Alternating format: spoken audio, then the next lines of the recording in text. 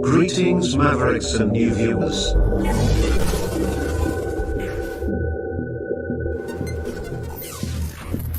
Tonight, direct and live from the Maverick News Network World Studios. This is Maverick News with Rick Walker.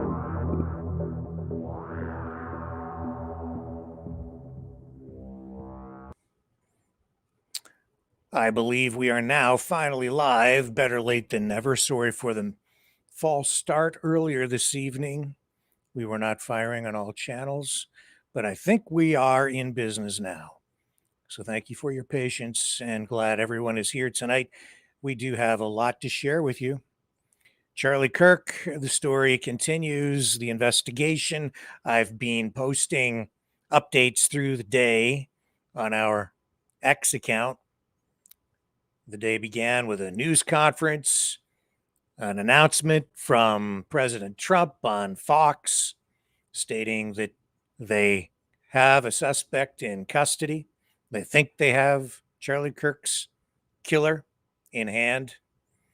And then, of course, the fighting continued all day.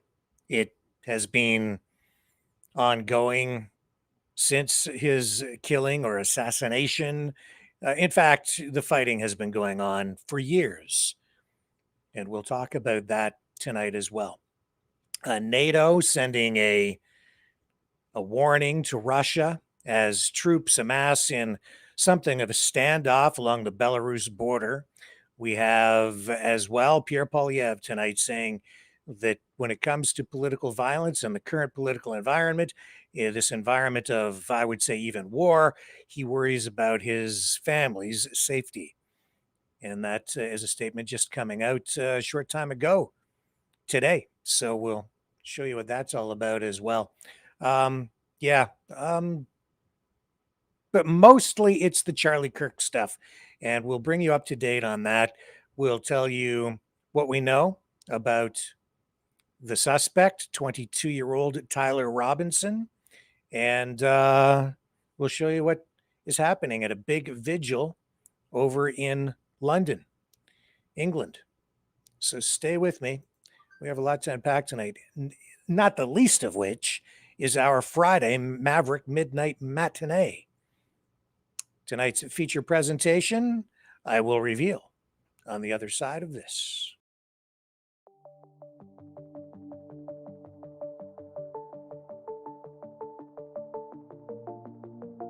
Greetings, brave Mavericks.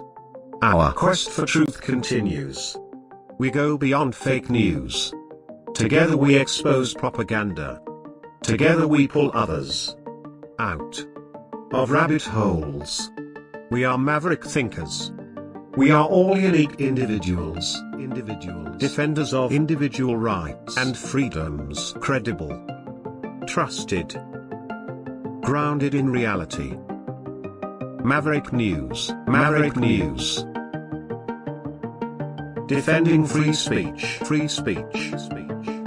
Donate at freedomreporters.com. Do it now. Tomorrow may be too late. Maverick News. The world is watching.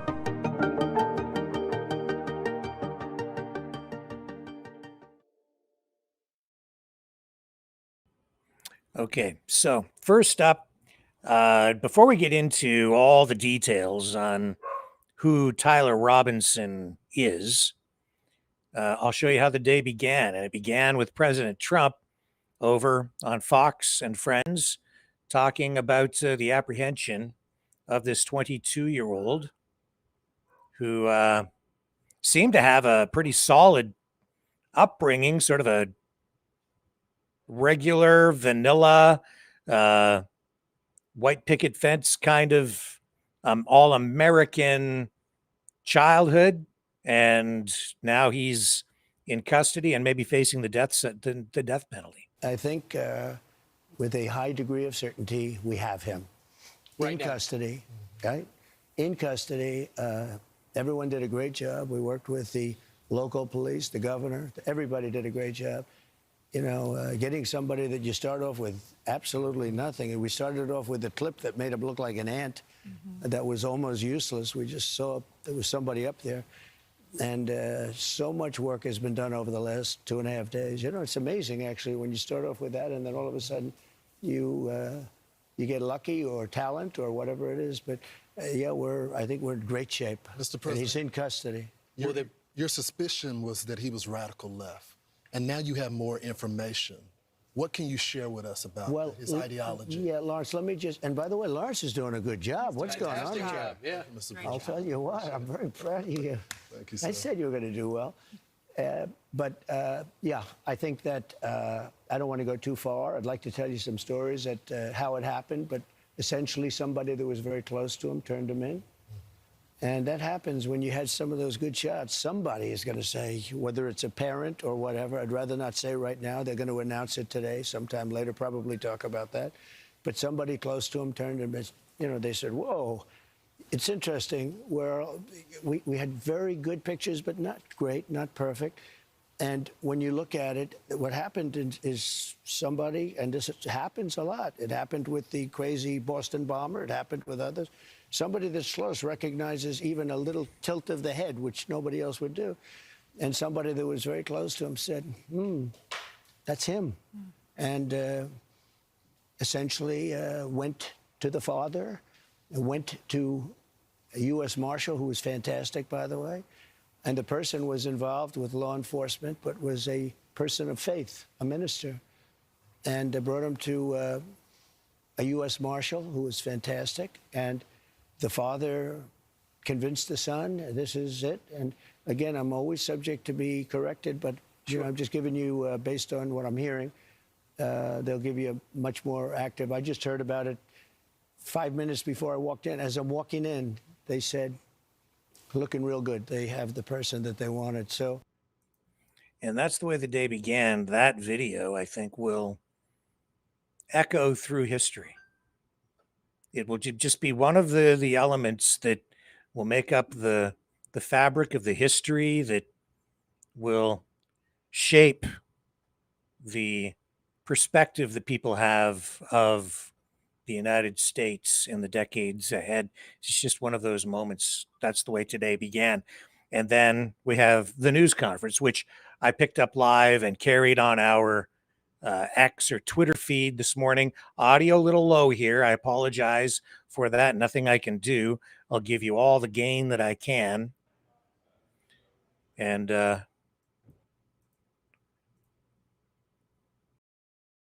let's get it cranked up here. Good morning, ladies and gentlemen. If I can. At today's press conference, we will hear This from computer is just jumping around and not letting me bring the audio up. And Sheriff Mike Smith. I don't know why. Hang on. Let me take a little break, and I'll be back in just a moment while I try to fix this audio issue.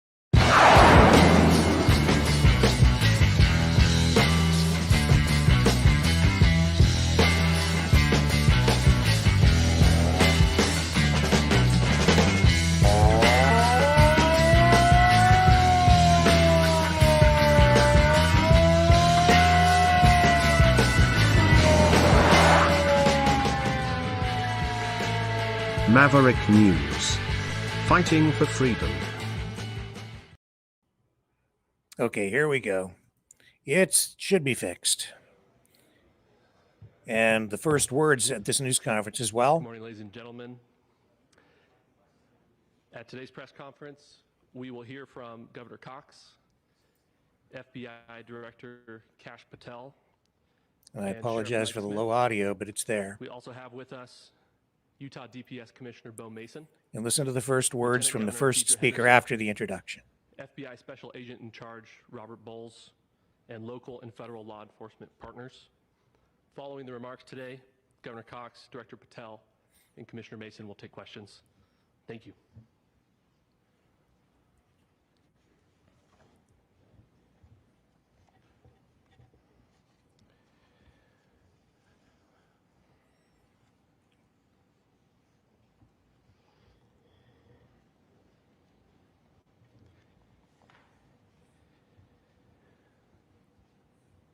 Good morning, ladies and gentlemen. We got him. On the evening of September 11th, a family member of Tyler Robinson reached out to a family friend who contacted the Washington County Sheriff's Office with information that Robinson had confessed to them or implied that he had committed the incident. This information was relayed to the Utah County Sheriff's Office and scene investigators at Utah Valley University. This information was also conveyed to the FBI. Investigators reviewed additional video footage from UVU surveillance and identified Robinson arriving on UVU campus in a gray Dodge Challenger at approximately 8:29 a.m. on September 10th, in which he is observed on video in a plain maroon t-shirt, light-colored shorts, a black hat with a white logo, and light-colored shoes. When encountered in person by investigators in Washington County on September 12th, in the early morning hours, Robinson was observed in consistent clothing with those surveillance images. Investigators interviewed a family member of Robinson who stated that Robinson had become more political in recent years. The family member referenced a recent incident in which Robinson came to dinner prior to September 10th, and in the conversation with another family member, Robinson mentioned Charlie Kirk was coming to UVU. They talked about why they didn't like him and the viewpoints that he had. The family member also stated Kirk was full of hate and spreading hate. The family member also confirmed Robinson had a gray Dodge Challenger. Investigators identified an individual as the roommate of Robinson. Investigators interviewed that roommate, who stated that his roommate, referring to Robinson, made a joke on Discord. Investigators asked if he would show them the messages on Discord. He opened it and showed several messages to investigators and allowed investigators to take photos of the screen as each message was shown by Robinson's roommate. These photos consisted of various messages, including content of messages between the phone contact named Tyler with an emoji icon and Robinson's roommate's device. The content of these messages included messages affiliated with the contact Tyler, stating a need to retrieve a rifle from a drop point, leaving the rifle in a bush, messages related to visually watching the area where a rifle was left, and a message referring to having left the rifle wrapped in a towel. Okay, so the whole news conference, this was from this morning, so I'm not going to stick with it. If you want to watch the whole thing, it is on our Twitter or X account for Maverick News, so you can check it out over there. I know the audio is low, so I don't want to let it roll too long, but you can see that, again, the beginning of the news conference, dramatic words, we got them. Those words will ring through history as well. Another milestone or landmark moment today as the investigation into the shooting or assassination of Charlie Kirk results in the arrest of 22-year-old Tyler Robinson. Now, as a result of all of this, we are also seeing that we're getting more division instead of healing. That is for sure. Although tonight in England, in London, we are seeing huge crowds gather at Winston Churchill's statue with candles lit and many people coming out to honor Charlie Kirk's life. And a lot of this stuff, because of course he was a Christian, is being wrapped in Christianity. And as a result, it's not only political, it's also religious. So I'll just show you some of the clips from what's going on over there.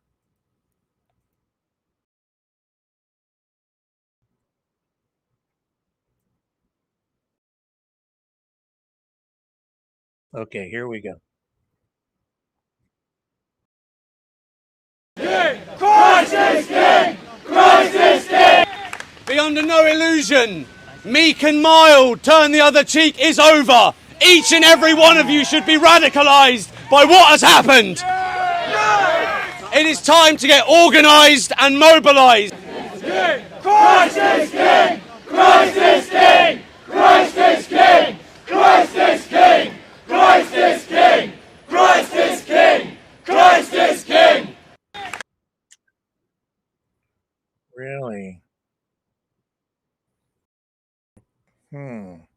So here's with the sun still up, jam-packed at Westminster's Whitehall. And again, still a large crowd there. Some people trying to say that this is a diverse crowd, but I'm not sure diversity is the strength of what is on display here. I think maybe anger is on full display more so than diversity.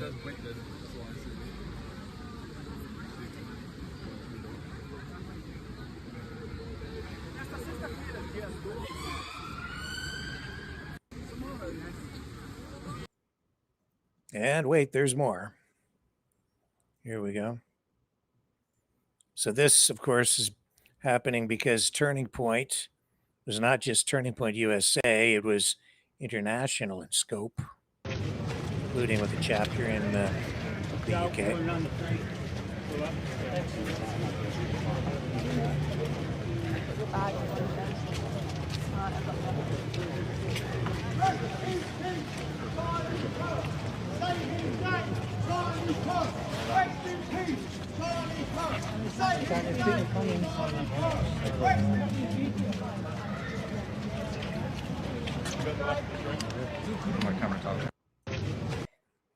So they're saying this should radicalize people. In what way? What do they mean by radicalize? What do they want people to do? That this should radicalize us, he says.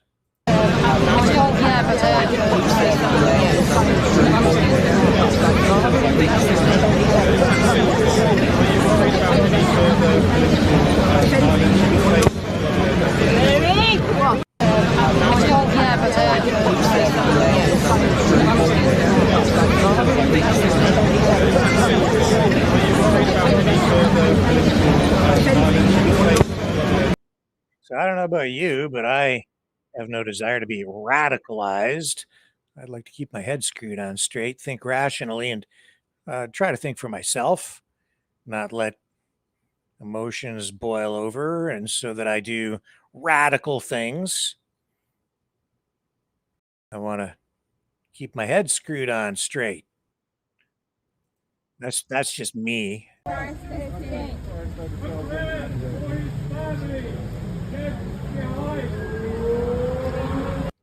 King! Christ is King! Christ is King! So this is the vigil still in London. Christ is King! Christ is King! Christ is King! Christ is King! Christ is King!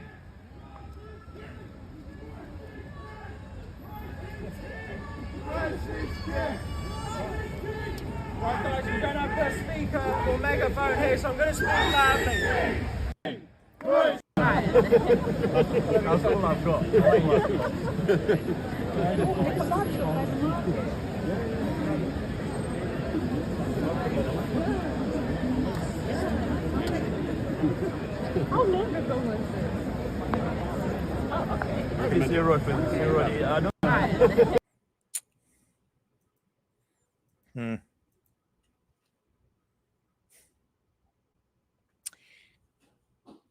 Charlie Kirk gets shot. We see social media influencers really around the world all start to, well, they immediately, wasn't even a moment of silence, immediately start using similar phrases, not the least of which is, "This is war." And I get concerned when I hear phrases like that, especially when it all seems to be coordinated in some way, or that there's just this real consistency in a way that gives you media frequency, which is something I'm very tuned into as someone who has studied and worked in media all my life. I know what a campaign looks like. I know how it works. And, some other people too kind of tuned into this. And some people are saying, and you can make your own assessment, that what we're seeing on social media around the world on a massive scale is not organic. This response to Charlie Kirk's death, a lot of people, not maybe like Melda, I think people tuned into how media works, are picking up on the fact that almost immediately we see swarms of influencers and leaders coming out with this message: this is war. Account after account, really calling for the same thing: division, fighting. And here are some examples to kind of illustrate the point. And it's similar messaging even from people who are sometimes even on opposite sides of the spectrum. This is war, libs of TikTok.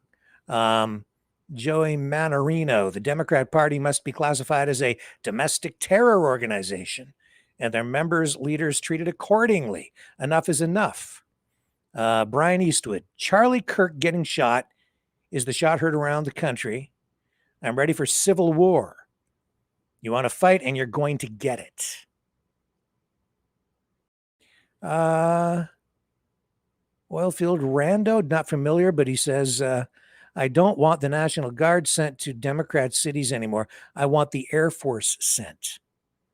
So what is it that we're being supposed to be radicalized against? Liberalism? People with other ideas? Just liberals. So we're going to go to war, I guess, with liberals. Sean Davis says, when Democrats lose elections, they couldn't steal. They murder the people they were unable to defeat. Okay. Ron Filipkowski: Trump issues a statement after Kirk's death, blaming the rhetoric of the radical left. And the president's address that particular one, that night, the night of the killing, I would say it in itself was divisive. You can be blinded by the emotions if you choose to, but no, it was divisive. It was not unifying. Gunther Eagleman says they've declared war. No, they're declaring war, so we have to be at war with them. Yeah, okay, no thanks. I don't really want escalation. I'm not looking for a war, a civil war. Thank you. I don't want to be radicalized. Other people may want to be, or certainly seem to be willing to be. I can't read and I'm reading these honestly for the first time. I just know it's a compilation. There's no going back after this. There's no more words to be said. The only way this ends is the complete annihilation of the Democrat Party. Okay, so no more civil discourse. Nobody's interested in free speech anymore. You just have to destroy the other side. Okay, let's not talk. Let's just kill people, I guess. I'm not into it. Matt Forney, Charlie Kirk being assassinated is the American Reichstag fire. In a way, I don't think that it's quite, the analogy is quite accurate. It is, they were trying to do this with Irina. What's her name? See, I can't, that's how serious it is in terms of like geopolitics. Irina, I can't pronounce. Irina. What's the last name? I'm sorry. I apologize. There's Zarutska. Is it Zarutska? Yes. Irina Zarutska. They were trying to do this with her. They were even saying that this is your George Floyd moment. No, Irina Zarutska was not the George Floyd moment. This is the George Floyd moment. This killing of Charlie Kirk. And keep in mind, Charlie Kirk is not an elected official. He's not a military general. He's not a president. He's not a vice president. He's not even, I don't even think he's a bureaucrat. He's a political activist. taking up the cause of the conservative side, Christians, I guess, sort of. But he's not a public servant in through government, or he's a political activist. George Floyd, in my view, didn't deserve to be put on the pedestal that he was put on. His funeral, they literally brought in like a white horse-drawn carriage. Anyway, this is political theater. And given the circumstances of this, it's so performative that I'm really finding it, at this point, it's just becoming, what's the right word? I'm going to have to think of the right word. If you have a suggestion on how to properly describe this, let me know in the chat. Patrick Casey, it's time to bring the hammer down on the left. Okay, I understand people being emotional, but this is not organic. This is being amplified. This is a coordinated media campaign in order to it gets more and more and more. They're using the algorithms, maybe even paid posting. I don't know how exactly they're doing it. And some of this is because they're using coordinated networks of social media influencers, in my view, in my estimation, from what I'm seeing. This has all the earmarks of this, and like on a massive global scale. For host Jesse Waters, he says, they are at war with us, whether we want to accept it or not. They are at war with us. And what are we going to do about it? It says there. Yeah, and I have no doubt that you now have both sides convinced that everybody's at war. So it's about to kick off some sort of a civil war. In fact, it's been ongoing since probably 2015, 2016. It's been in the streets and the protests. That's why all these protests keep getting all this coverage. In all the years I worked in network television, we'd go to some protests, sometimes cover protests, but not like this. Now these protests are being covered because they are inflammatory.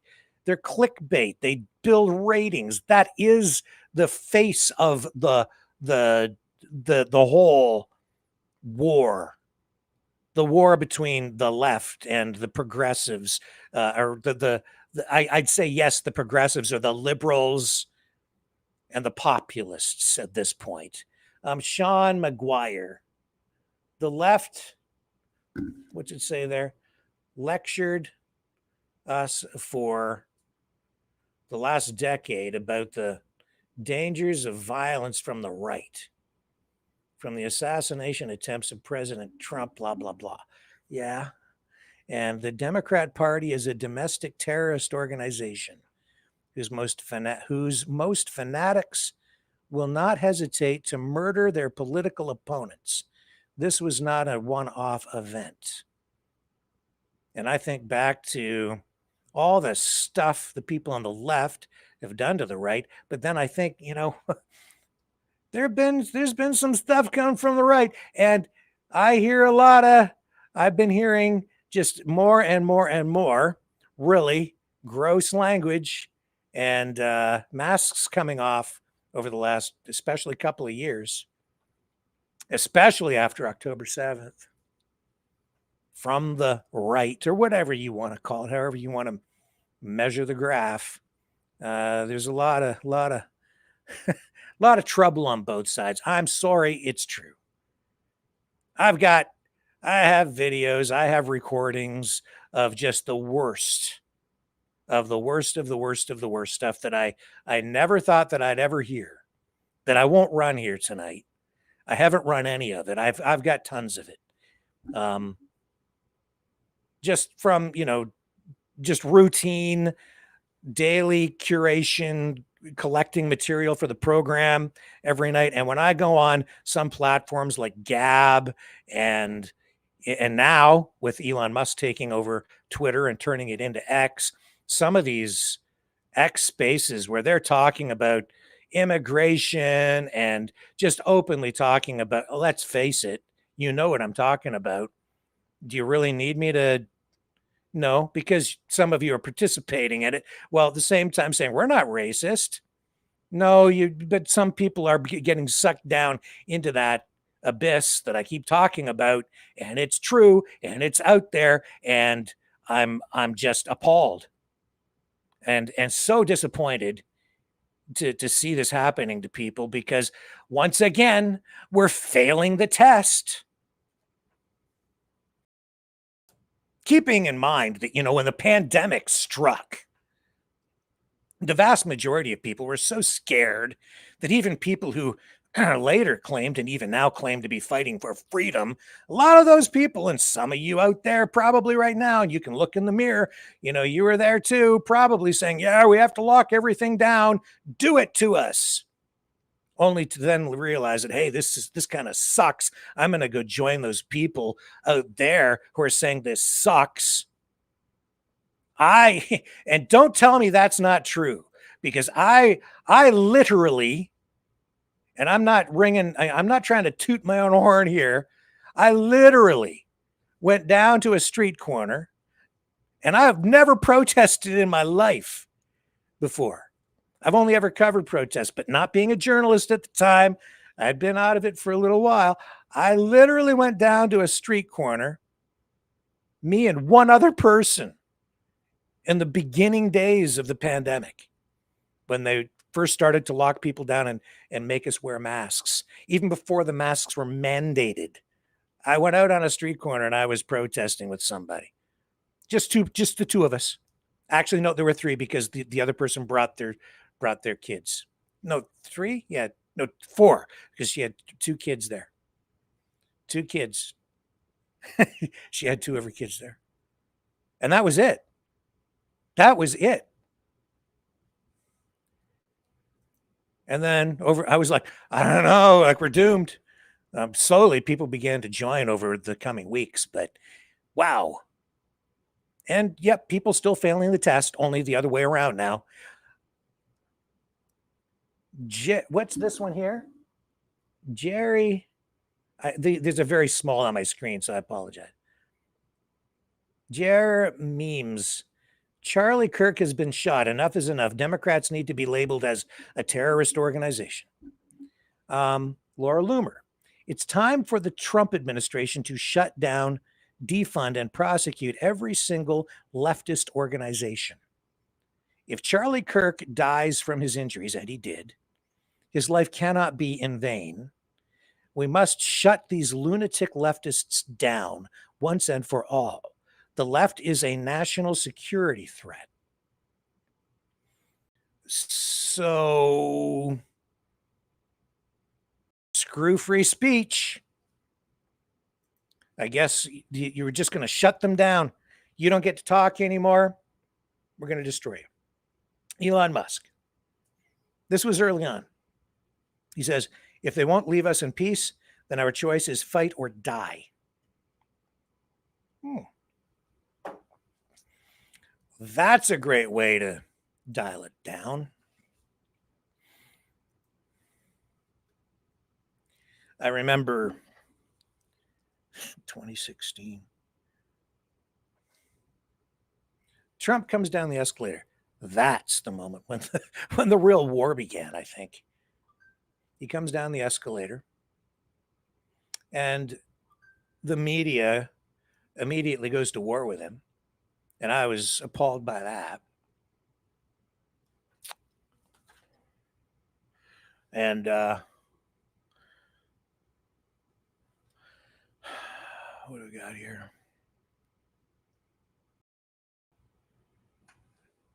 People messaging. I don't know. Lots of activity going on. Okay, so 2016, reporter that I'd known for quite a while, newspaper reporter, read an article that she had written. Won't tell you who it is. I don't want to embarrass the person. And they had just ripped Trump. And I read the article and I knew that they had lied in it, which if you lie to me, it turns my stomach. I don't like to be lied to because I'm a journalist. What credibility does anybody have if you lie? I called her and I said, why?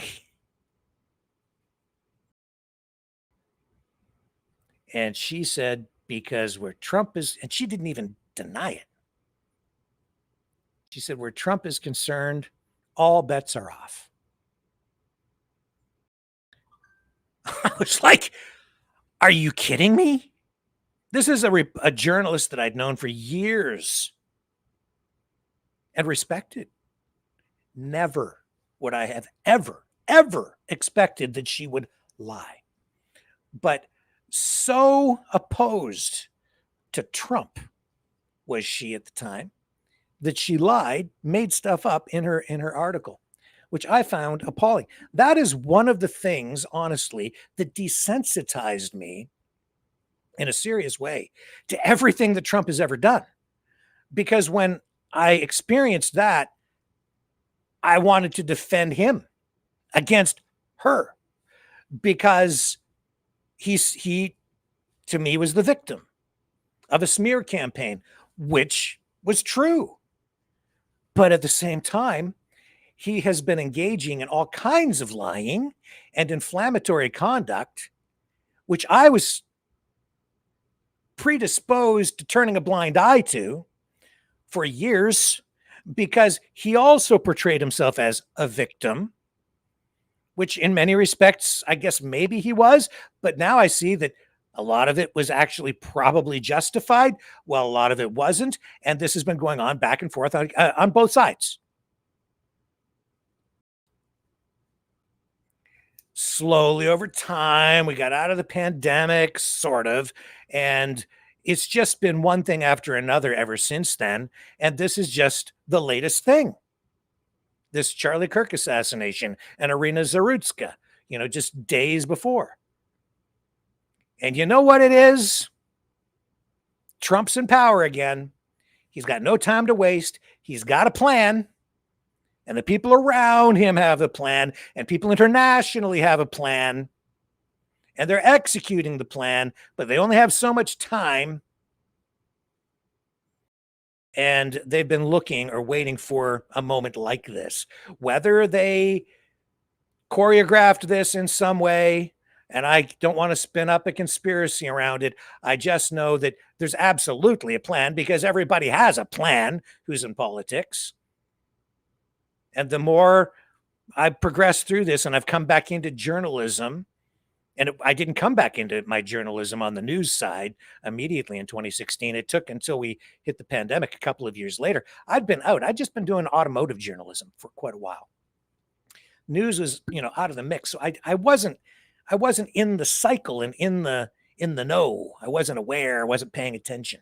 It's taken me time to catch back up to what's really kind of going on, and nothing had prepared me for what we've been going through and what I, as a journalist, have had to go through since the pandemic struck. And the Freedom Convoy is really when I reignited or rekindled my journalism, because I wanted to make sure that the Freedom Convoy was covered fairly. Period. You do a bad thing, you get called out. You do a good thing, called out, and you did a good thing. We'll show that as accurately as we possibly can or could at the time, and even after. That's what this is all. That's what this whole channel is about. Truth. Full perspective. That's why we were running the live streams as unedited. That was the whole thing at the time, right? It was like, just pick up all the live streams, run everything so that everybody can see as much as we possibly can unedited. But you know what? Even that stuff was edited because the people presenting the live streams are only showing you the things that they wanted to show you.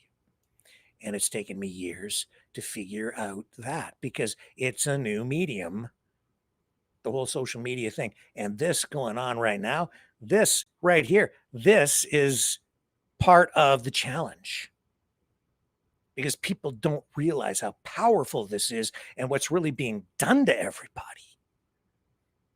how it's warping your mind or your perspective. And I don't mean necessarily, well, yes, I do. I mean, it is literally warping your perspective, my perspective, everyone's perspective. Because you're seeing the world through this computer screen or on your phone instead of out walking around on the street. It amplifies everything immensely. Even tonight, I'm showing you highlights. It's a highlight reel of the most dramatic things that have happened in the whole world today. And because you have cameras literally everywhere, these feeds are curated or compiled into collections of the most dramatic highlights from all over the world with billions of people on board this little rock that's floating through space. And so if there's a fire, you get it. You get somebody shot in the neck, you get that times 100. And then that's playing in your head, and that gets you jacked up. It gets me jacked up. It got me jacked up a lot during the pandemic. And honestly, even then, for a long time, I can tell you for sure I was not thinking straight because I was just so pissed at Justin Trudeau and the government and even local officials here for locking us down. Because for me, somebody who truly loves freedom,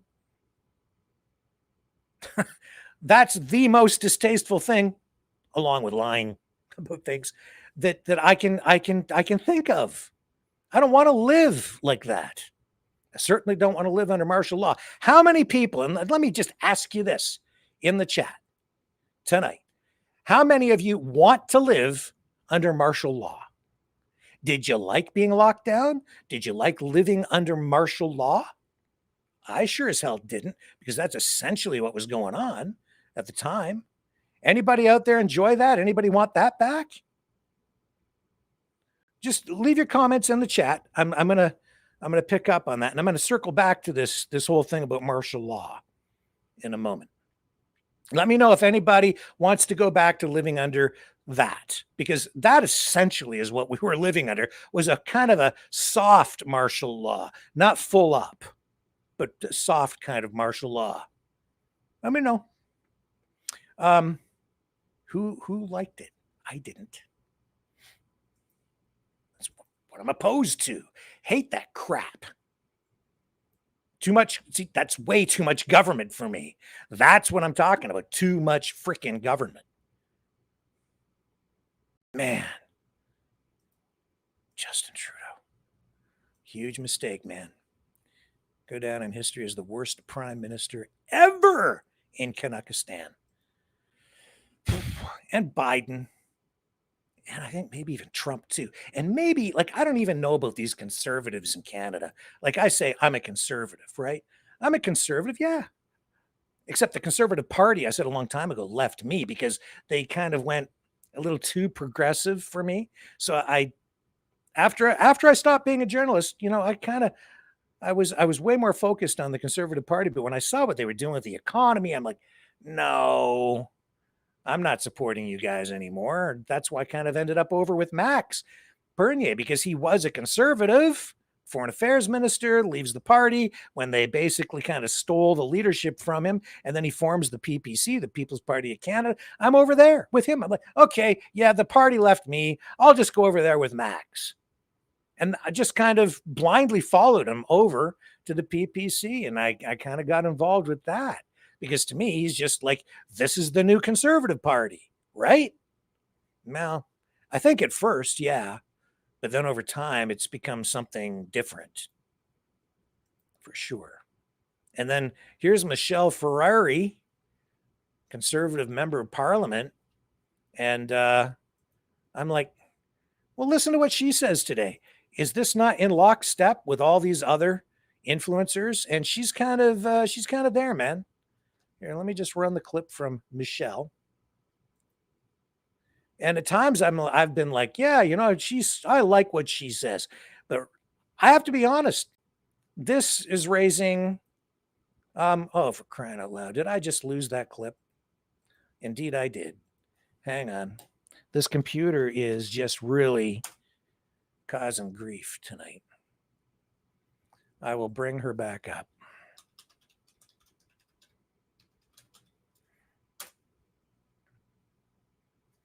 Here we go. So she is responding to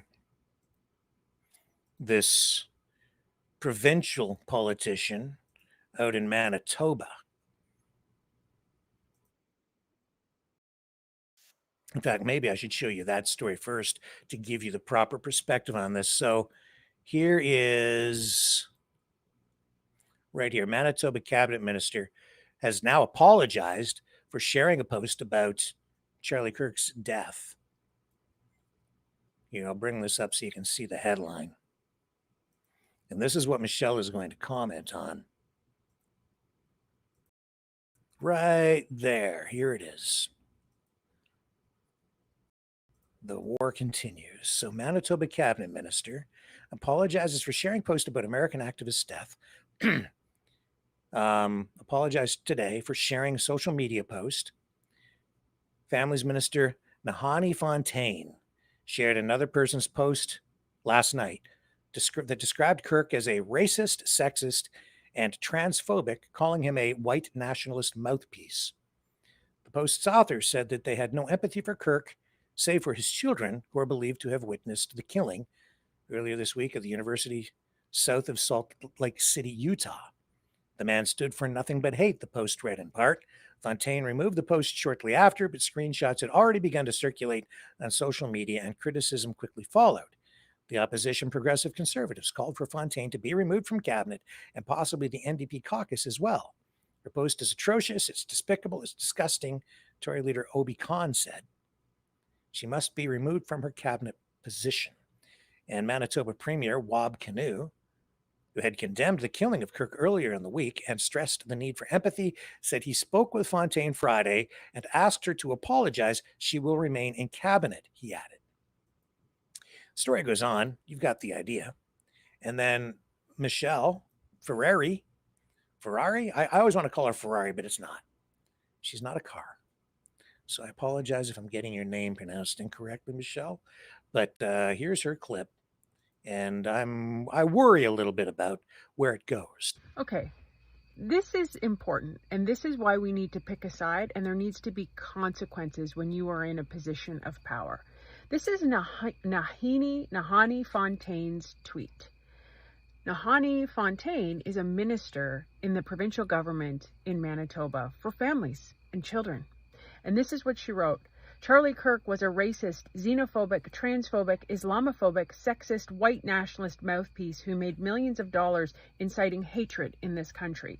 Whether it was his genocide denial, his transphobic tirades, his pushing for mass deportation, or his normalizing Trumpism for years, the man stood for nothing but hate. I extend absolutely no empathy for people like that. In this situation, my empathy is reserved for his children. May they grow up to live in a country that is the total opposite of everything their father envisioned. May all our children grow up to live in a country that values their lives enough to take gun violence seriously and reject any person who would try to justify senseless gun-related deaths, especially the deaths of children. This is why you have to pick a side. This is where we're at now, folks. You know when people say, why don't politicians work together? Because of that. They are intolerant and incapable of discourse and discussion. Charlie Kirk's whole message was, if you disagree with me, come to the front of the line. Because when discourse stops, violence starts.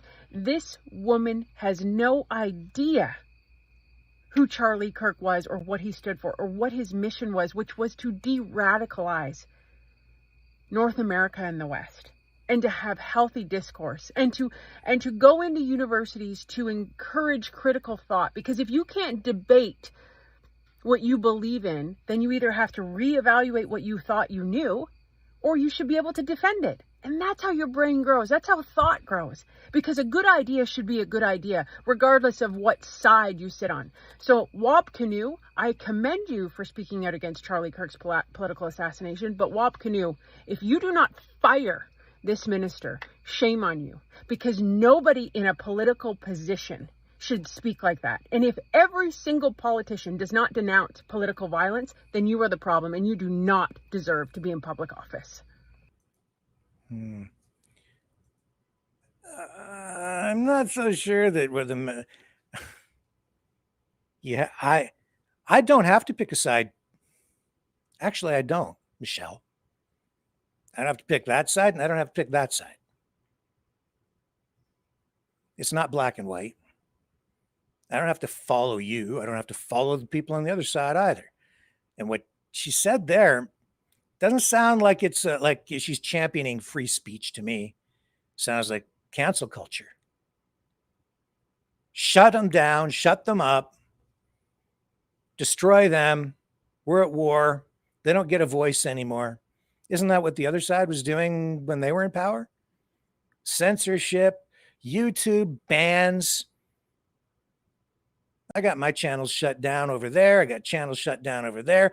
I got banned off Facebook. And now Michelle wants to do it to them, and all these other people want to do it to them. Wouldn't you want to try to be better than that? Anybody want to live under martial law? Anybody, any comments on the martial law thing? Did anybody say there any comments on that at all in there? I'm not seeing any.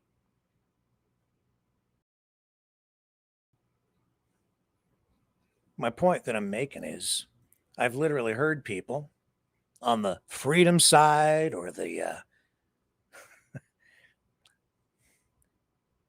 saying that if it was up to them, we'd have martial law right now. We literally have people cheering for Donald Trump to put troops into the streets. Instead of calling for better policing or good policing, no, just bring out the freaking military. Never thought I'd see the day. That is one of the things that was in my head during the pandemic. That is one of the things that prevented me from thinking really entirely clearly for a long time. And I wasn't the only one. I remember having conversations with a friend on the phone talking about all of that. A very close friend. Doesn't come around here anymore. Because I'm not sure that they're thinking clearly these days.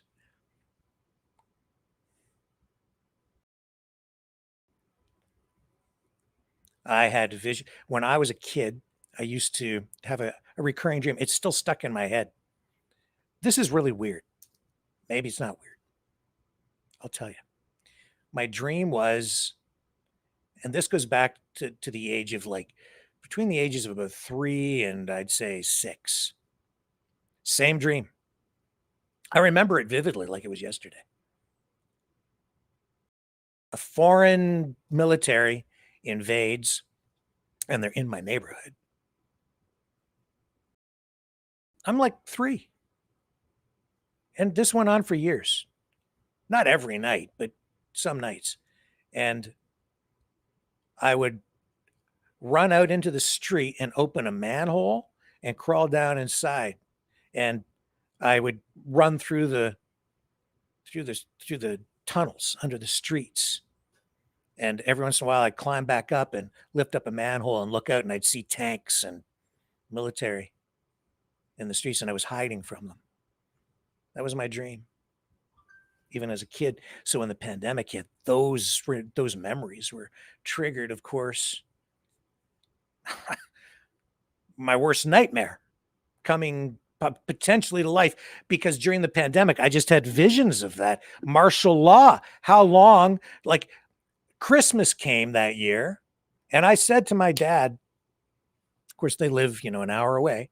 And I said, I don't care what the government says. I don't care if they have all the roads blocked off and they're telling us we can't celebrate Christmas. We can't get together with our families over the holidays. I said, I don't care. One way or another, we're coming. And we did. It didn't come to that. But I literally had thoughts in my head that the military, or police anyway, would have all the roads blocked off to prevent people from traveling to relatives' homes for the Christmas vacation, to celebrate Christmas that year. And I was like, we're going. I don't care what I have to do. And I would have been pretty skilled at getting around the roadblocks anyway. I always was, even as a reporter, when it was necessary to go and get images of fires or car wrecks or whatever the case might be. Just absolutely paranoid. Rational? Probably not, but maybe. It was getting to be, I think, sometimes that bad. And so when I hear people with a following, influencers, encouraging people to, it's time to pick a side. We're at war. It's time to fight. This is the kind of rhetoric that is so dangerous, especially right now. People are emotional, and they are out in the streets, and they're calling people out into the streets even now to rise up. No thanks.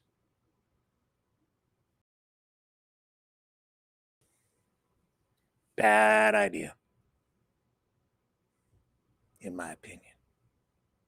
Rise up for what? What am I picking a side for? Whose side am I on? I don't even know what the frickin' Conservative Party stands for today. I really don't. Are they liberal light? Which is why I kind of became disillusioned with the party, because they were acting so much like Trudeau. At the time, you had O'Toole and Scheer. Now Polyev, and I don't even really know what he stands for, to be quite honest. He seems to be just saying whatever he thinks people want to hear to get votes, in my opinion. So, and he kind of lost me with a lot of what he it's just like, it's just so negative, and it's just like, he doesn't have a positive thing to say, because he knows that negative messaging gets people emotional, and he was hoping during the election that would be what would drive people to the polls to vote for him, and he blew the lead. He screwed himself. It was his to lose, and he lost the election in like incredible form. How do you blow a lead like that? By being so negative. And the people around him advising him right now, they're going to lose again. Oh, yeah. Oh, yeah. Because he's going too hard the other way. Way too hard. It will not resonate with Canadians. It just will not. It's a huge mistake. If he keeps going there, it's not going to fly. He has to come up with really better ideas. And when I'm listening to him right now, his ideas are kind of like similar kinds of ideas, but not really it's not going to work. When I listen to him, I just want to, I don't know, if I wasn't sane, I might slip my wrists. He makes it sound so bad. And that's what he's trying to do to you. That's what she's doing. It's time to pick a side. That's what he was doing with the whole temporary foreign worker news conference that he came up with the other day. It was less about the economy, and it wasn't about jobs. It was getting you pissed off. That's what the whole thing was. Are you pissed off yet? How about now? I saw a job posting for Booster Juice where they were going to pay a foreign worker $36 an hour. Are you pissed off yet? That's not a solution. It gets people real angry, though, especially just in time for maybe some big rallies coming up. Get them out into the streets and get us all fighting. Yeah, and there's similar messaging coming from the other side to get people on the other side jacked up, too. Now we can all go out there and fight. No thanks. I don't think so. Nah. Something stinks. Since I'm on the subject of Polyev, before we get to Tyler Robinson and what he's all about, Polyev today saying that in an interview with CBC, and this is all fresh today, saying, yeah, in the current political environment, he worries about the safety of his family. No kidding. Well, when you've got members of parliament out there saying it's time to pick a side for what? The war? Because I don't know, like, how about you give the best ideas you have, and you present the best ideas you have, and then we'll vote. and I'll pick my side that way. But what am I picking a side? Just do your job. Make sure my garbage is picked up on Tuesday. Okay? Just do your damn job as a politician and stop trying to get people to pick a side so you can go out and fight. How about being responsible and being a leader and telling people to remain calm and peaceful so that people don't get hurt? That would be leadership. I haven't listened to this whole clip yet, but apparently Polyev is saying that, yeah, given the way things are right now, I worry about the safety of my family.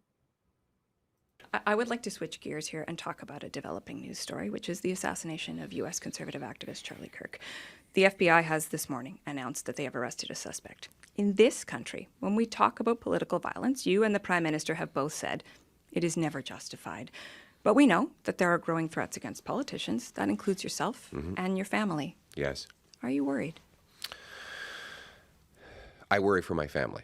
I'll be honest with you. We have had very serious threats to the point where the RCMP decided that it merited protection for my family and I for over a prolonged period of time. And they've been multiple, and they have been serious threats. I think we need to secure all of our political leaders, not just me. I think all the political leaders and ministers who face real threats according to the RCMP's assessment, they should have protection so that something like this does not happen on our turf here in Canada. The fact that you're saying that should happen suggests that perhaps there are instances where you think it's not happening. There's not sufficient securing. Listen, I don't know if you can secure everything, but I think we should do I'm not going to accuse the government of anything on that front. I know that all the political leaders would share my view that this is unfortunately a risk that's out there, and we should do everything we can to mitigate it. More broadly, what do you think we should be doing differently on a more societal level, political dialogue to try to address this? We don't know what motivated this person, so I have a hard time saying what different behavior would have avoided him doing this act. But I think we need to make clear that you can't shut people down just because you disagree with them. Obviously, Mr. Kirk was killed because he expressed a contrary point of view. He said something that somebody didn't think that they should have to hear. But that's democracy. Democracy doesn't mean you get to silence someone just because you disagree with what they have to say. Disagreement and debate is necessary in a free and open democracy, and we can't let the terrorist who carried out this assassination change that. Indeed, I agree. Is there a change? We've heard about the idea of disagreeing agreeably. Is there a tonal change in this country, in Canada's politics, that is needed to keep people safe in the face of this climate? I think we have to inculcate the idea that we're all going to go through life hearing things we don't agree with, and we don't get to shut down contrary opinions. We have to debate them. Sometimes it's frustrating, maddening, but that's life in a democracy. And, we have to raise our kids, and we have to teach all citizens that freedom of speech includes hearing things you don't like. And we can't censor people, attack them, try to destroy their lives, fire them, kick them out of their place of work, whether it's a media organization or carry out violence as a mechanism to silence views that we don't agree with. Obviously, there's a... But is that not what some of these influencers on the right are calling for right now, including Michelle, who wants the provincial politician in Manitoba to be fired because she didn't agree with Charlie Kirk? And yeah, I mean, I think it would have been better form if the politician had just been a little more sensitive and had shown a little more class instead of coming out and attacking Charlie Kirk this soon after his death on his policies. And really not even the words not coming directly from the politician, but sharing the post. Nevertheless, I totally get it. Very probably inappropriate. Yeah. But isn't that really, like, how far do you want to go? You want to fire her? Yeah, that's what Michelle wants. That's what a lot of people, that's where we're going. So isn't that the same that we were getting on the other side? Pretty dramatic difference between a political assassination and someone, I mean, the examples you gave of somebody losing their job because they said something offensive to a reporter in front of a TV camera.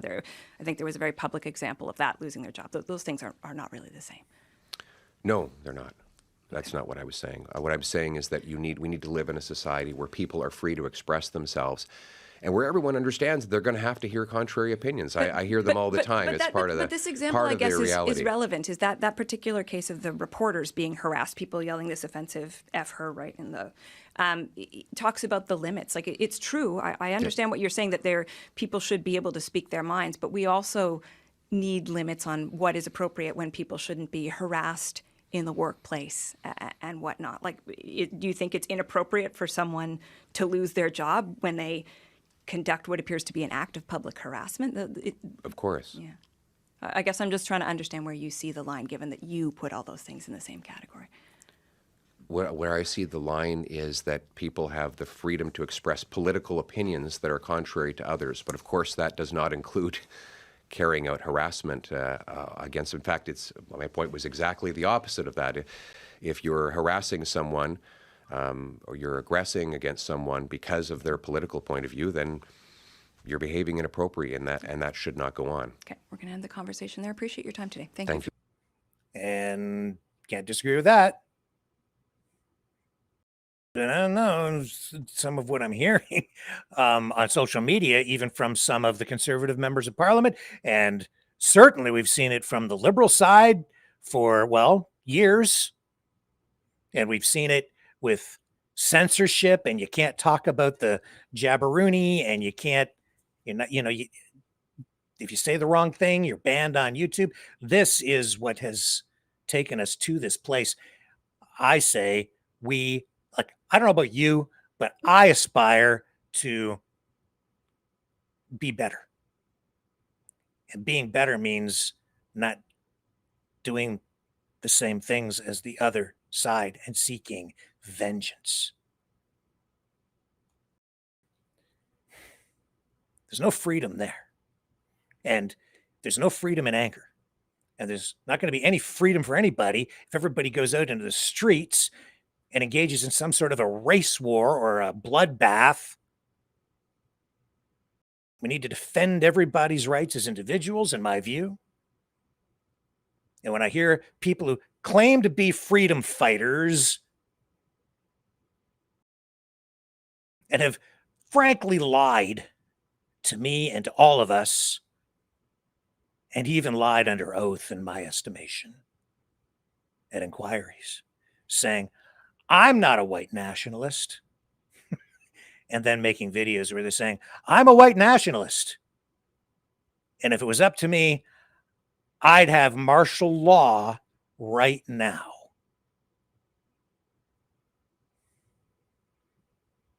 No, thank you. No. That's the opposite of freedom. I'll be right back.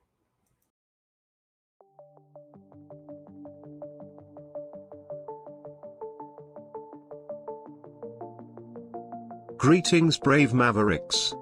Our quest for truth continues. We go beyond fake news. Together we expose propaganda. Together we pull others out of rabbit holes. We are maverick thinkers. We are all unique individuals, defenders of individual rights and freedoms, credible, trusted, grounded in reality. Maverick News. Maverick News. Defending free speech. Free speech. Donate at freedomreporters.com. Do it now. Tomorrow may be too late. Maverick News. The world is watching.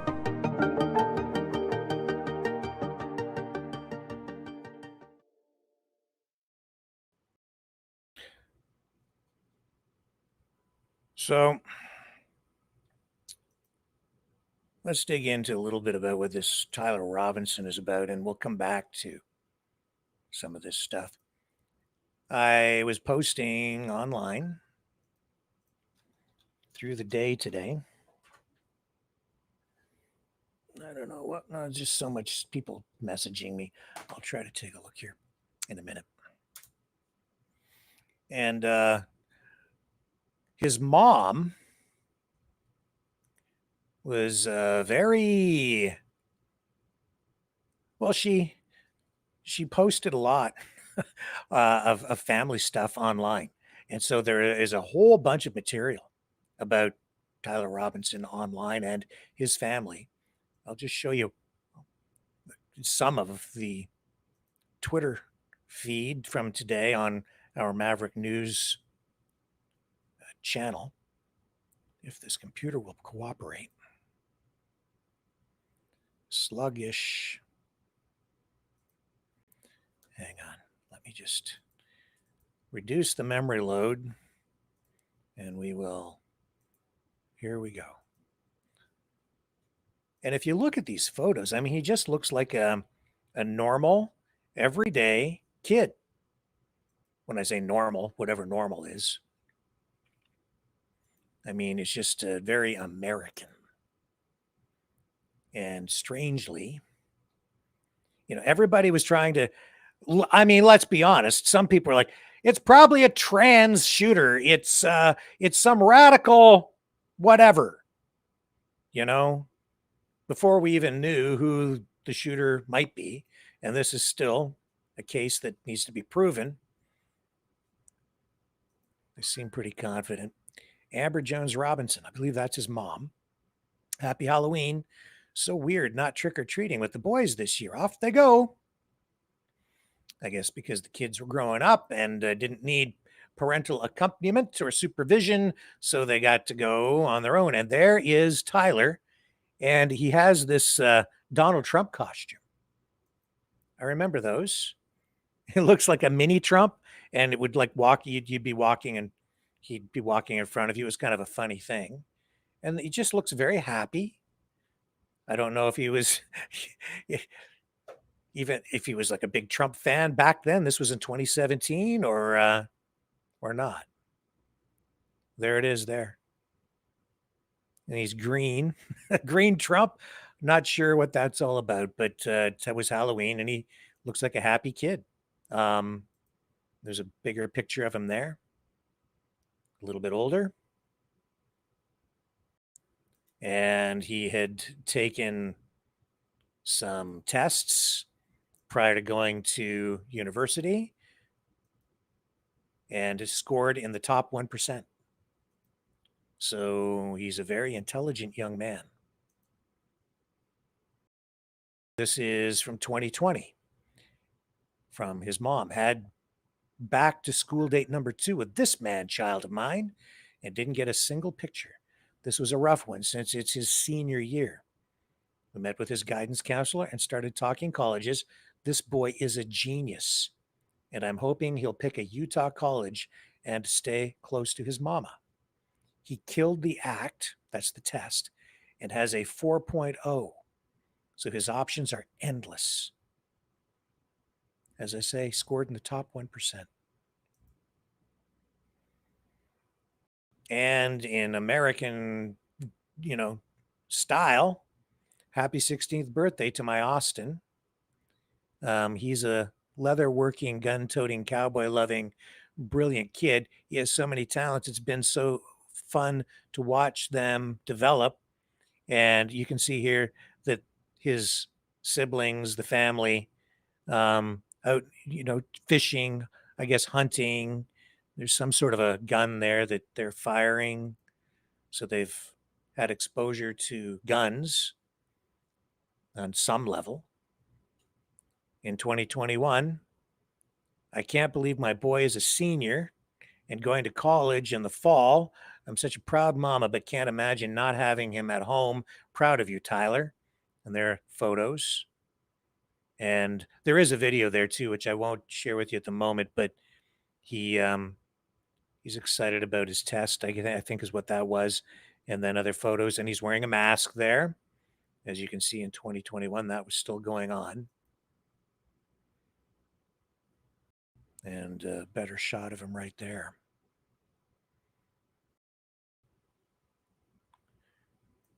At a diner.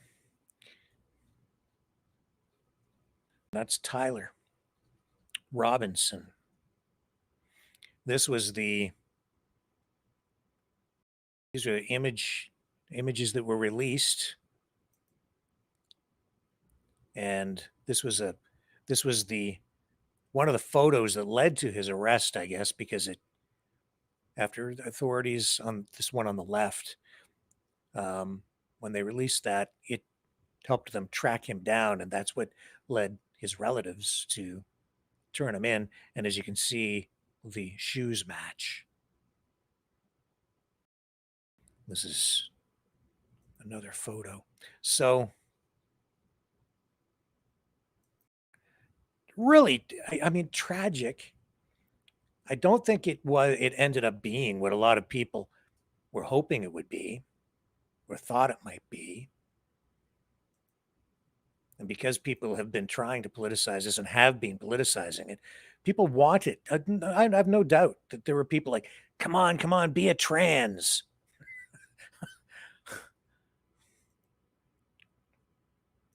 Be a trans. And I've heard people saying it was Mossad that killed Charlie Kirk. And that's still out there, saying that it was the Jewish people responsible. Israel, Mossad, even though it's this kid. And we don't have the facts, but we have more information tonight as a result of this.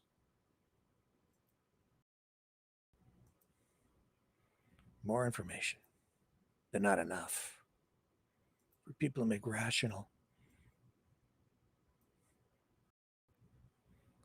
conclusions out of any of this stuff. Alex Jones, I'll run what he had to say. As always, just all over this. It says, breaking analysis, Charlie Kirk's killer confirmed, all caps, to be Antifa devil. Alex Jones' response to the capture of Tyler Robinson. We're living in the Podesta Civil War plan, and the trans Antifa cult is the tip of the spear on the violent left. Well, that'll calm everyone down. Not. I saw this happen, and I got the report for Crowder from the ATF. It fit exactly in with what we saw 2 weeks ago in Minnesota and the rest of us. This is 8 pro-trans shooters, anti-fascist shooters, as they call it, because we're all Hitler, in a row. And we've got all these serial killer groups, you name it. This is their mentally ill army that they've literally launched. And I'm really glad that you remembered your old post on X about the Ron Paul event, talking to one of his donors, saying, oh, man, he's worried Israel kill him. That's a real thing you got to worry about. He was really starting to go hard on Israel. So it needs to be investigated and looked at. But that's a whole separate area over there that needs to be investigated. But now that this is coming out, and now that his father turned him in, that's pointing again towards this. We need to be ready for more of these attacks. It wasn't Israel, obviously, that shot up the Catholic Church 2 weeks ago either, or the kids in Tennessee with the female to male trans. No, this is their day of rage. This is their movement. That this is what they've said they're going to do. This is the tip of the spear. Alexander Soros is funding it. And if you go to a leftist Antifa rally, about a third of the people are trans, and they're vicious. A lot of them have guns. We see them in Austin at the rallies. They threaten people. They go around pointing guns at people and they get blasted. And then the DAs throw them in prison, the people that defend themselves. So they're building up towards this, and it's getting worse and worse. And they're shooting up ICE facilities and, killing Border Patrol agents. And it just barely makes a blip on the radar screen. But we've got to stay peaceful. We got to understand we're winning the information war. We've got to have security. We've got to watch out. We've got to protect ourselves. We've got a right to defend ourselves. But they're trying to push us into violence. But that's the Podesta plan, folks. He published it. I mean, he's in command. August of 2020. And they said if Trump, I know you've all heard it 1,000 times because it's the battle plan, people. If Trump wins, we're going to launch this. And then when they stole it, they tabled it, they said, now we're bringing the Podesta plan back again. We're living in the Podesta plan. We're living in the Podesta plan. We're living in the Podesta plan. We're living in the Podesta plan, okay? And all these hordes of trannies and communists and Muslims running around doing all of this, they are a real issue funded by the left, funded by the Rothschilds, funded by the globalists in this dialectic. I'll be back.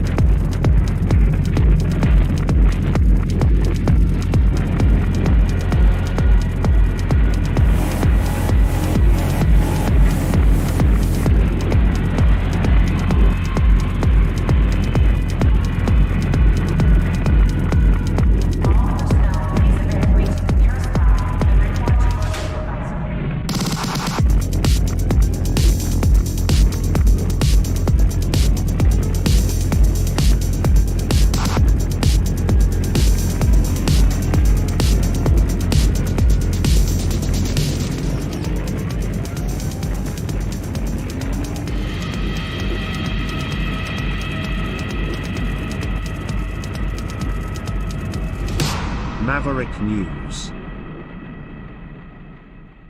The world is watching.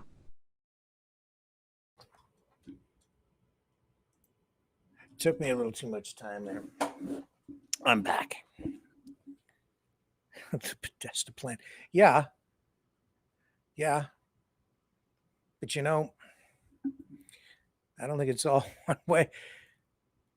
They say nothing will ever be the same because of this assassination of Charlie Kirk. Again, when I start thinking back, when things really changed? When things really started to change? When Trump came down the escalator. Everything changed at that moment. Nothing's been the same since. I'm not saying it's all him. I'm not saying it's all his fault or anything. It just seems to me like it's on both sides because it just ramped everything up and we got polarization. Because Trump, not like any other Republican, because he's not a Republican. He took over the Republican Party, but this is not conservatism that we are going through. And the other side's known this, and the other side has felt incredibly threatened, cornered. And because they've been backed into a corner, they've become like a terrified wild animal trapped. And I think, honestly, that's been the case for quite a while. But see, they were gaining ground. They had power. The progressives, which I was never happy about because it was like they're taking stuff too far. Both sides taking two things too far. You're getting too much extremism, and people are being pulled to the extremes on both sides to come together and clash in an explosive war, which is what we're getting right now. And when I say that, I mean, I really mean it. It's not cool to have naked people walking through the streets in parades that are supposed to be festivals, naked men just out walking around, because that really gets a lot of people upset. But it's there. So then it becomes a question of morality. Where do you draw the line? All these things. But this has been going on for a while, and some people are just fed up with it, obviously. And then this side fights back against that side, and then the other side gets extreme, and this side, and it's too much extremism. And it seems to me like it's mostly by design, because some people are capitalizing on this. They're opportunists, and they want you out in the streets. They want all of us out in the streets at each other's throats, fighting to destabilize the country so that they can do what they want to do with you, just like the pandemic. Lock you down, shut you up. Masks for everybody, jabberoonies for you and everyone else, mandates. And then now the freedom people, they're so jacked up. They back in power. Trump's in the White House. It's cool to be a racist. Say whatever you want. You can be as vulgar as you want to be. Insult your enemy. Destroy them. And bring in martial law. Because the other side is so violent that look at what we have to do now. Let's get out into the streets and we'll just take over. And, if you're not on board, then get out of the way. Get behind me. Well, maybe I'm just not going to show up at all.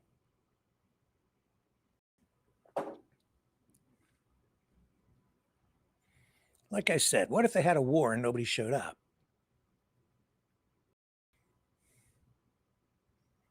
Just a thought. Wouldn't be hard. Just don't go.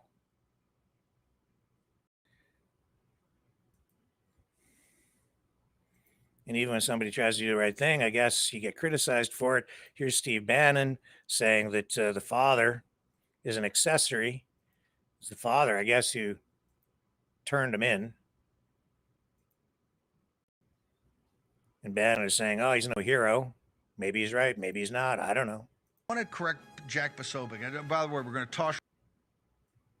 Here we go. Right now to the Charlie Kirk Show, the great team of Andrew, Tyler, and Jack from Charlie Kirk's studio with Turning Point. Fantastic guys. I'm going to talk to them. I disagree with one thing, Jack. The father knew he's an accessory. That's why he turned him in. It's not some great Christian good. He raised a demon. He raised a demon. He knew they were going to close in and eventually get the kid. And if he hadn't turned him in, he was going to be arrested. I want to correct Jack. And you know what? I still want more information. Obviously something wasn't right in that young man's head for him to climb up on the roof, if indeed he did it. And it looks like he probably did. So something's not right. But what was it really that brought him to that point? Again, people just making these statements saying that he went to college and they radicalized him and turned him into a liberal terrorist. I don't know what it was. What got him to that point? What gets anybody to that point? I have a clip that I'm going to play for you in a little while that might make a little more sense out of it. I've been saying for quite a while is social media, probably combined with drugs and sometimes mental illness, although in this case, and maybe he was mentally unstable. I guess he had to be to do what he did if he did it. How do you get there? How do any of them get there? And, one of the common threads through all of these shootings of late in the last few years is they seem to just write messages on their bullets. He did it too. And similar messages to what we've seen from other shooters and other incidents. And then, the social media war on the Canadian side continues to. This is Rachel Gilmore, a favorite with people on the populist side, not. Here's what she's saying today. Hi, I'm Rachel, and my name is currently first on a website claiming to expose Charlie Kirk's murderers. You might be wondering how I got here. I'm kind of wondering that too. I already told this story to Wired, but let me tell it to you now in my own words. Because for the last 2 days, I've been getting messages like this nonstop, claiming to know where I live and saying they're coming for me. Now, what did I say to deserve all of this? Let's go to the website and read the screenshots that they included of me celebrating Charlie Kirk's murder. I said I was terrified to think of how far-right fans of Kirk, aching for more violence, could very well turn this into an even more radicalizing moment. Will they now believe their fears have been proven right and feel they have a right to retaliate regardless of who actually was behind the initial shooting? That analysis came from the fact that I am an experienced journalist who has extensively covered right-wing extremism. That's also why, by the way, a lot of people hate me and want to shut me up. And I was immediately proven right. Many far-right personalities are using this as an excuse to agitate and retaliate against their political enemies. That includes former conservative leader Andrew Scheer, because this is where it all started for me. The hate massively escalated when former conservative leader and sitting currently conservative MP Andrew Scheer took my words and called me twisted and said I have so much hate in me. Pierre Poilievre's wife also boosted this post. Then things got even worse when I got a DM from a friend of mine telling me about this website. She sent me the link, and at first I thought she must have sent me the link to the direct post about me on this website. But then I double-checked the link and I realized this was the homepage. My name was first. And then things exploded. The flood of threats turned into a tsunami. And as it escalated, I shared that I was scared. Then several massive American right-wing accounts with hundreds of thousands of followers took a screenshot of that and shared it saying I deserved it, without showing what I actually said. And suddenly I was like the face of people celebrating Charlie Kirk's murder, even though that literally never happened. And it's made the last 48 hours of my life a living hell. Every single person who's ever disliked me is using this as a chance to get their pound of flesh. But this is the part I really want you to hear. It's not just me. There are tons of people listed on this site who aren't public figures, who have never dealt with this before, and I am terrified for them. Some of the posts on this website are private messages. People are snitching on folks in their lives. And if they've received what I've received in the last 48 hours, which I'm sure they have, I'm so worried about them. People are out for blood right now. And there are people out there who are using this moment irresponsibly to serve up their perceived political enemies as a sacrifice. And for what? They're just proving me right. And I just really hope no one makes good on these threats, because I now have to live as if they might.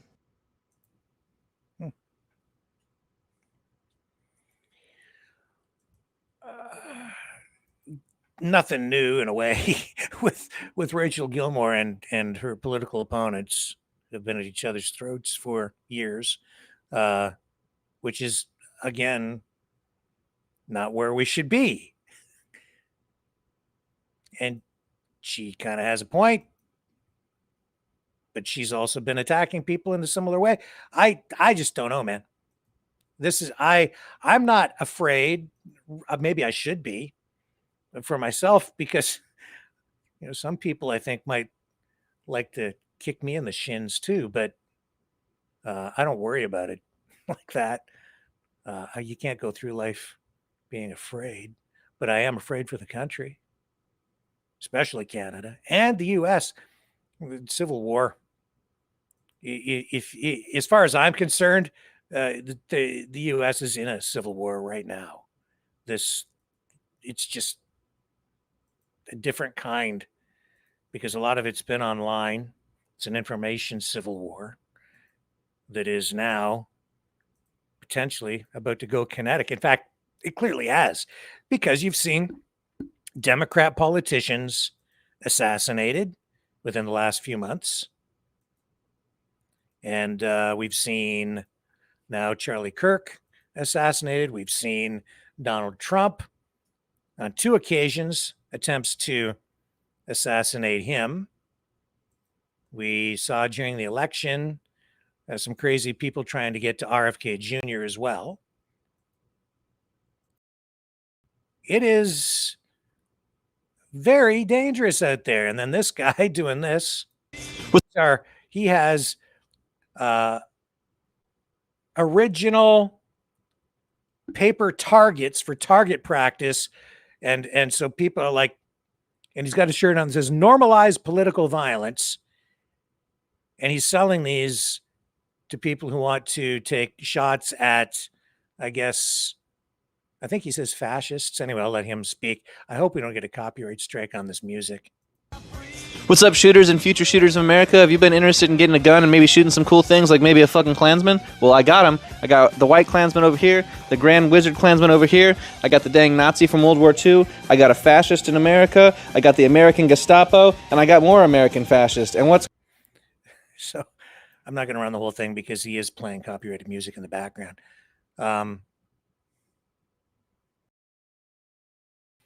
We've seen stuff like this going on. In fact, I'm pretty sure it was in Windsor. They had a protest demonstration of sorts down at the riverfront at the Detroit River, and they were letting people. What were they doing?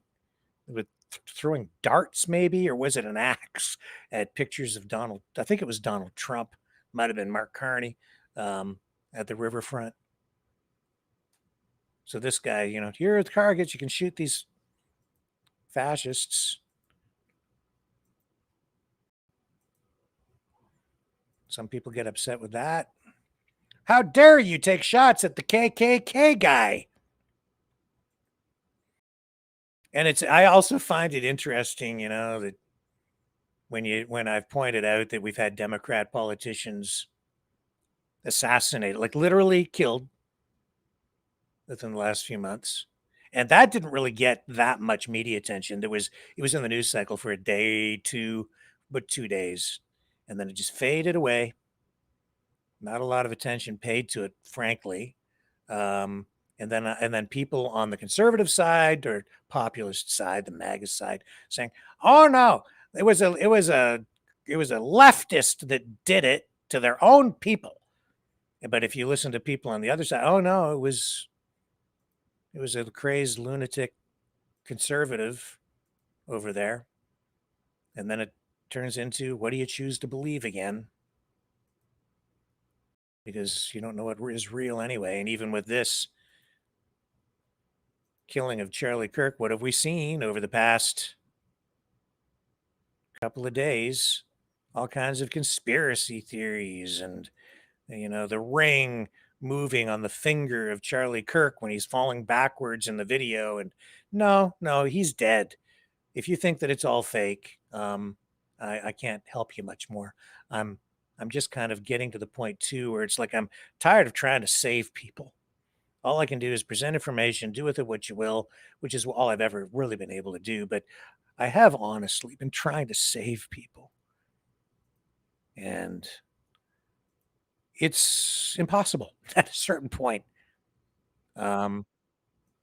Here's, I believe this is the casket of Charlie Kirk being brought back on Air Force 2 by J.D. Vance. And look, this is how divided the country is, even with the casket being, just video of the casket being taken from the aircraft. This guy here, Ryan Sheed, says, "Can anyone tell me why U.S. Air Force Honor Guard is carrying the casket of racist and bigot Charlie Kirk? He never served in the military. What a disgrace. College dropout who made a living saying vile things about Americans is not a martyr. He's a casualty of his own words. I hope Charlie is rotting in hell with Rush Limbaugh." Signed, Ryan Sheed. And I'm not going to run the video because it also has copyrighted music on it. It's a terrible environment out there, man.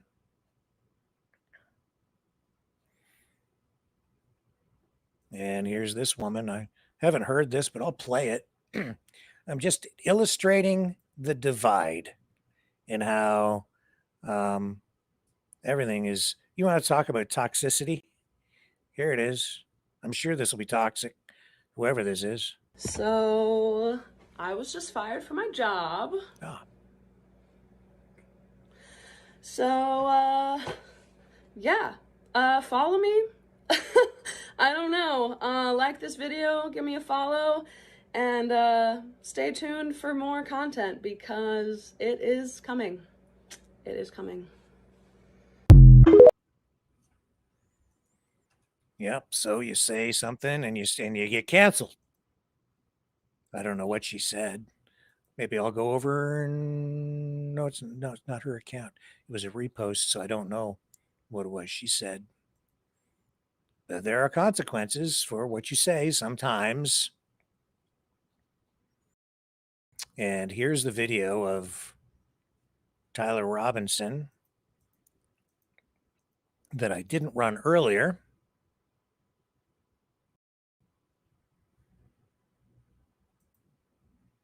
Here we go.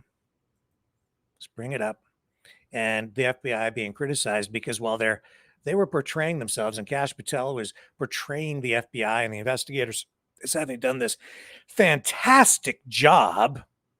Some people actually being critical of the FBI, as I have been from the beginning, because first they arrested 2 people who didn't do it and seemed to convey that we got the guy twice, not mistake. And I can kind of forgive it to a degree in the heat of the moment, especially the first one. The second one, maybe not quite as much. And it took them 30 some hours to track this guy down. At least they got him. But it says here, the FBI did not catch this guy. The police did not catch this guy. He turned himself in, or his relatives convinced him to. And so humble up, FBI Director Kash. P.S. What's FBI Director, Deputy Director Bongino working on? His resignation letter? Well, here's the video of Tyler that we did not run earlier. Congratulations, you have been selected to receive the Resident Presidential Scholarship from Utah State University. The value of this scholarship is approximately $32,000. This scholarship is available for 4 years or 8 semesters. So that was the letter he got, confirming that, he tested in the top 1%. Very bright kid. This is beyond tragic. What a waste. Because why? Because somehow he did become radicalized. Why, how, who knows? Whatever this is, it seems to me that there's more going on than meets the eye. As much as I hate to spin up conspiracies, but look at what is going on. Look at what has happened here. This is, as I've said, this is the George Floyd moment for the right. This is their martyr. Our martyr? Am I on the right? I don't know. I'm just trying to do the right things every day, man. That's what I'm trying to do. Just trying to do the right things. I'm not really on the right or the left. I'm just trying to do the proper things and be a good person and not help facilitate bloodshed. Lastly, to my friend Charlie Kirk, rest now, brother. We have the watch, and I'll see you in Valhalla. And that comment from Kash Patel, even that, fueling division, accusations that that's some sort of a dog whistle to fascists. There seems to be, I guess, the use of the word Valhalla carries some connotations like that. I can't say for sure because I've never really paid a lot of attention to, what's it take to be a fascist? What's the fascist culture all about? I haven't really been into it at all, ever. So yeah, I'm still playing catch up, but I'm learning. I am learning and becoming aware. And now I've learned that.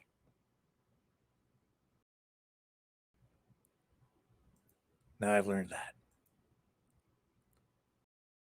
Going to take a break. I'm going to save this last point that I want to make.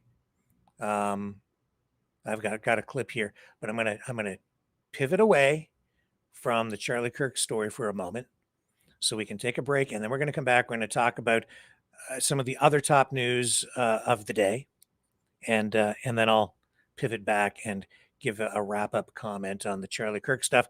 Then we're going to go into Maverick Midnight Matinee. Stay with me. More ahead after this.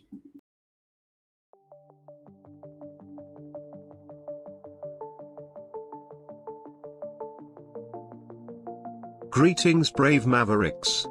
Our quest for truth continues. We go beyond fake news. Together we expose propaganda. Together we pull others out of rabbit holes. We are maverick thinkers. We are all unique individuals, defenders of individual rights and freedoms, credible, trusted, grounded in reality. Maverick News, Maverick News. Defending free speech, free speech. Donate at freedomreporters.com. Do it now. Tomorrow may be too late. Maverick News. The world is watching.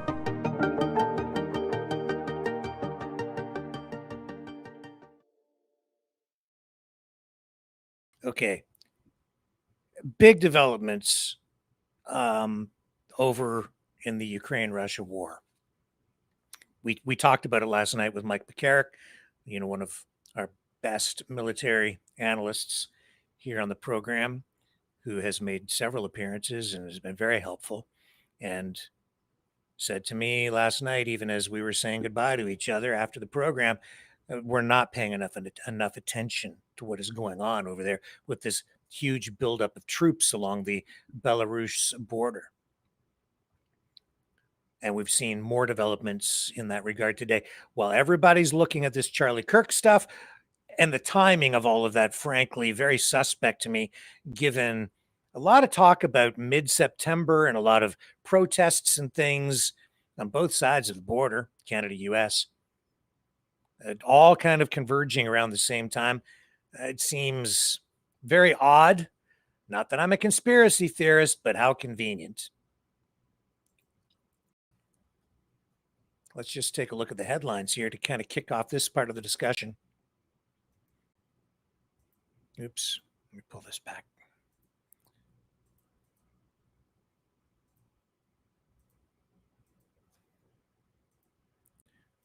Ukraine news today.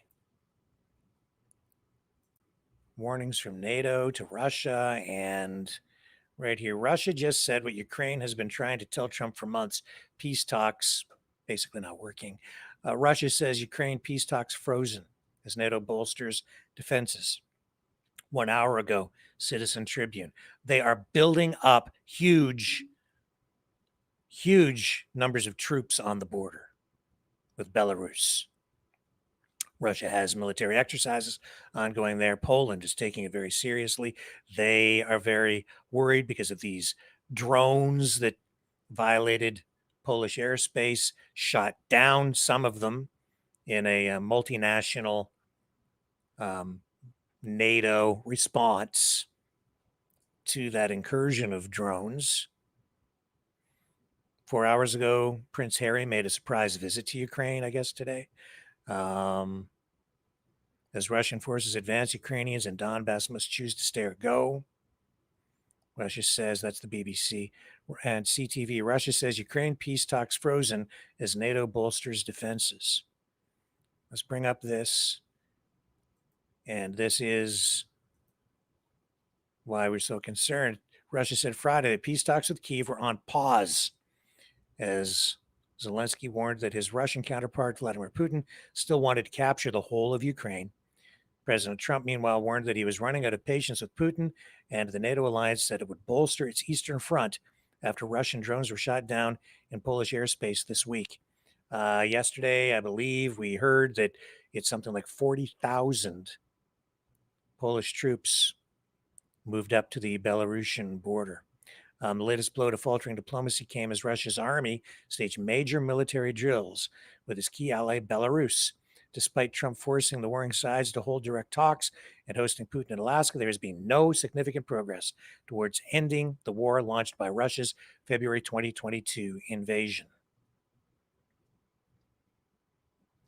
And Trump and Putin has stepped up those drone attacks following the peace talks in Alaska, and then the other leaders, European leaders, with Zelensky meeting with Trump in the White House.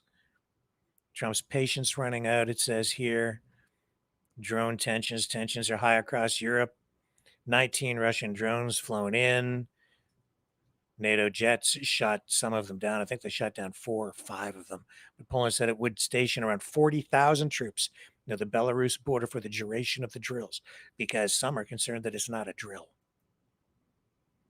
And this escalation up there, and there is concern that, even a mistake could be made by one side or the other, with a shot being fired or some incident happening, which could just spark World War III.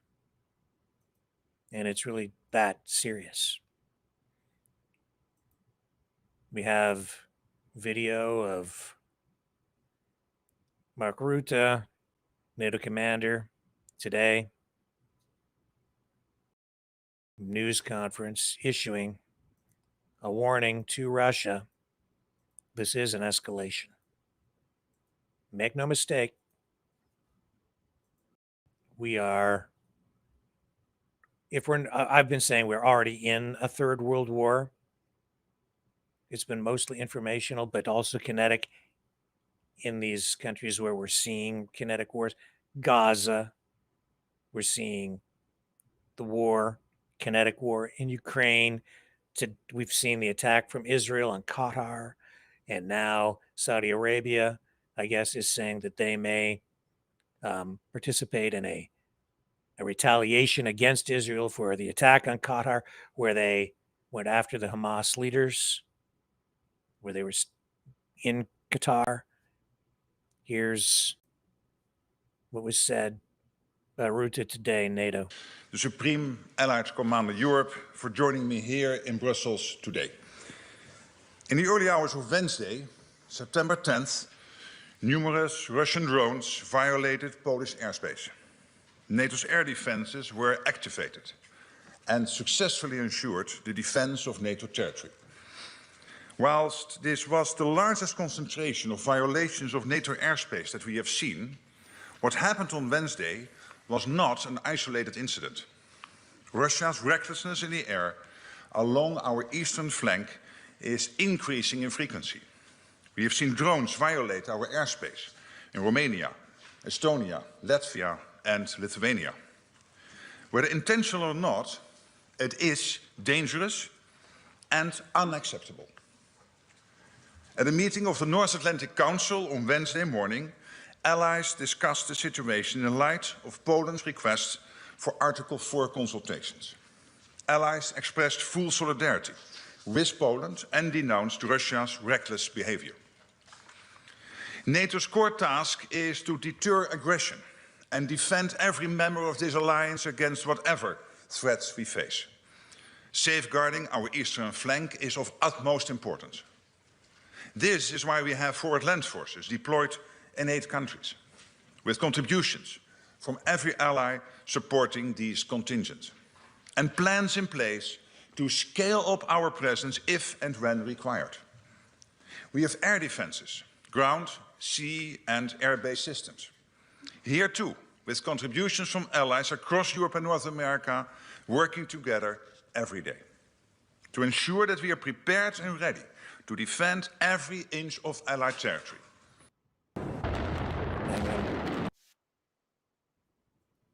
Well, that didn't look good. The building collapsing. That wasn't real. To help safeguard critical infrastructure from reckless behavior in the Baltic Sea. And today, General Kinkowicz and I are here to announce that NATO is launching Eastern Sentry to bolster our posture even further along our eastern flank. This military activity will commence in the coming days and will involve a range of assets from allies including Denmark, France, United Kingdom, Germany and others. In addition, to more traditional military capabilities, this effort will also feature elements designed to address the particular challenges associated with the use of drones. Eastern Sentry will add flexibility and strength to our posture and make clear that as a defensive alliance, we are always ready to defend. I'm confident in the strength and ability of this alliance, not least because of the excellent leadership of our top brass. So let me pass the floor to General Grinkovich to provide a bit more detail about how we are reinforcing our posture through Eastern Sentry. I'm eager to hear. You have the floor. Thank you, Secretary General. It's a great honor to be here by your side in Brussels for this important announcement, one that will strengthen our defenses. Integrated and layered air defenses, both air and ground-based, will be key as we move forward. This was on top of everyone's mind in the Baltic states, where I just returned from a short while ago. My conversations with leaders in Estonia, Lithuania, and Latvia focused on NATO's response to the reckless and dangerous act that occurred in Poland earlier this week. I am incredibly proud of our response. It was decisive and it was effective, and it speaks to the capability and professionalism of 32 allies working together. As the Secretary General just mentioned, this decisiveness will continue with Eastern Sentry. Although the immediacy of our focus is on Poland, this situation transcends the borders of one nation. What affects one ally affects us all. This is an issue that impacts all of the alliance, and we will treat it as such. Eastern Sentry will be flexible and agile, delivering even more focused deterrence and defense exactly when and where needed. It will include additional enhanced capabilities. It will integrate air and ground-based defenses, and it will increase information sharing amongst nations.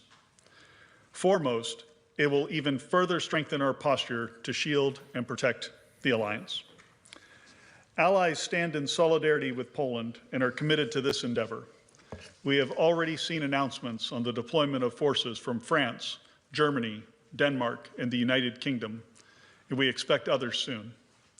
As part of Eastern Sentry, we will also work with Allied Command Transformation, as we did in Baltic Sentry, to rapidly experiment and field new technologies, such as counter-drone sensors and weapons.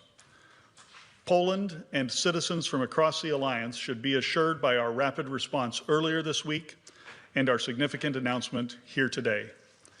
NATO will continue to defend every inch of its territory. Thank you, General Grinkovich, and I'm grateful to you and your team for the quick and decisive work you have done over the last days, and indeed every day of the year to keep our people safe.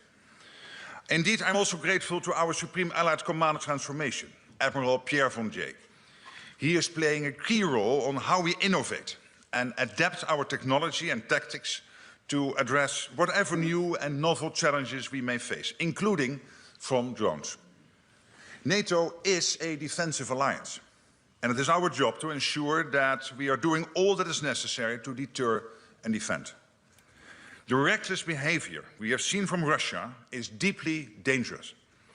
Our assessment of the incidents on Wednesday is ongoing, and whether or not Russia's actions were deliberate, Russia violated NATO airspace.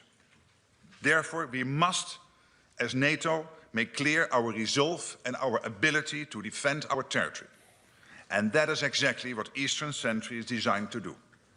It will bolster our posture, add flexibility to our approach, and ensure the safety and security of our eastern flank. Thank you so much. So we will leave it at that. We won't stick around for the Q&A. Needless to say, we have escalation there. In Canada, Anita Anand, Foreign Affairs Minister, because of that drone incursion into Poland, here, let me show you, summoned the Russian ambassador.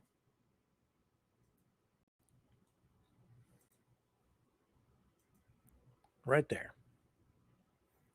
Canada summoned Russian ambassador for drone incursion.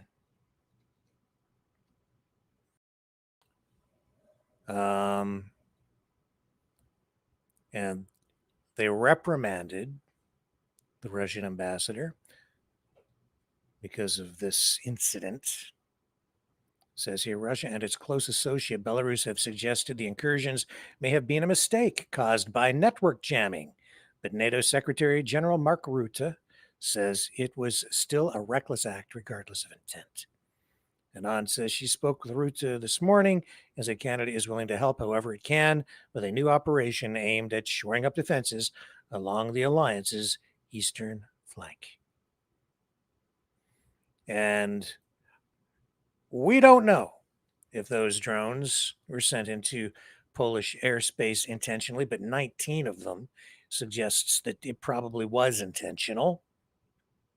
As soon as it happened, I did hear some Russian commentators and officials being interviewed, even on Western media, saying, "Oh no, it was Ukraine's fault. It's all Ukraine's fault. All those drones, those Russian drones, yeah, it's because of Ukraine. That's why they went into Poland." That excuse is wearing a little thin, frankly. Just a little bit.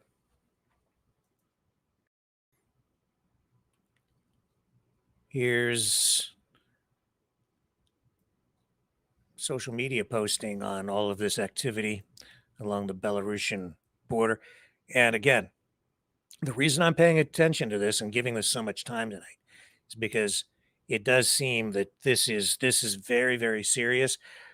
If this goes sideways, we're in deep doo-doo.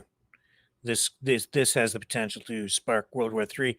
Mario Naufel posting, NATO moves fast as Russia starts nuclear war drills. NATO launched Operation Eastern Sentry Friday after Russian drones violated Polish airspace, with allies including the UK, France, Denmark, and Germany deploying forces. NATO Chief Mark Rutte called Moscow's actions reckless and unacceptable. We heard all of that. Trump says his patience with Putin is running out fast and ended at tough sanctions, while Macron sent Rafale jets to Poland, and NATO commanders pledged to stay on guard. And maps showing, and a big diagram with a bunch of arrows and stuff on it. Bottom line is, it's escalation, folks. Regardless of what the arrows point at or what they're showing you there, the fact that they're amassing all these troops and they're squaring off against each other, even as Russia is calling it a drill, it does not look good. You've got two huge forces amassed on a border like that. It's not good. Back in Canada, some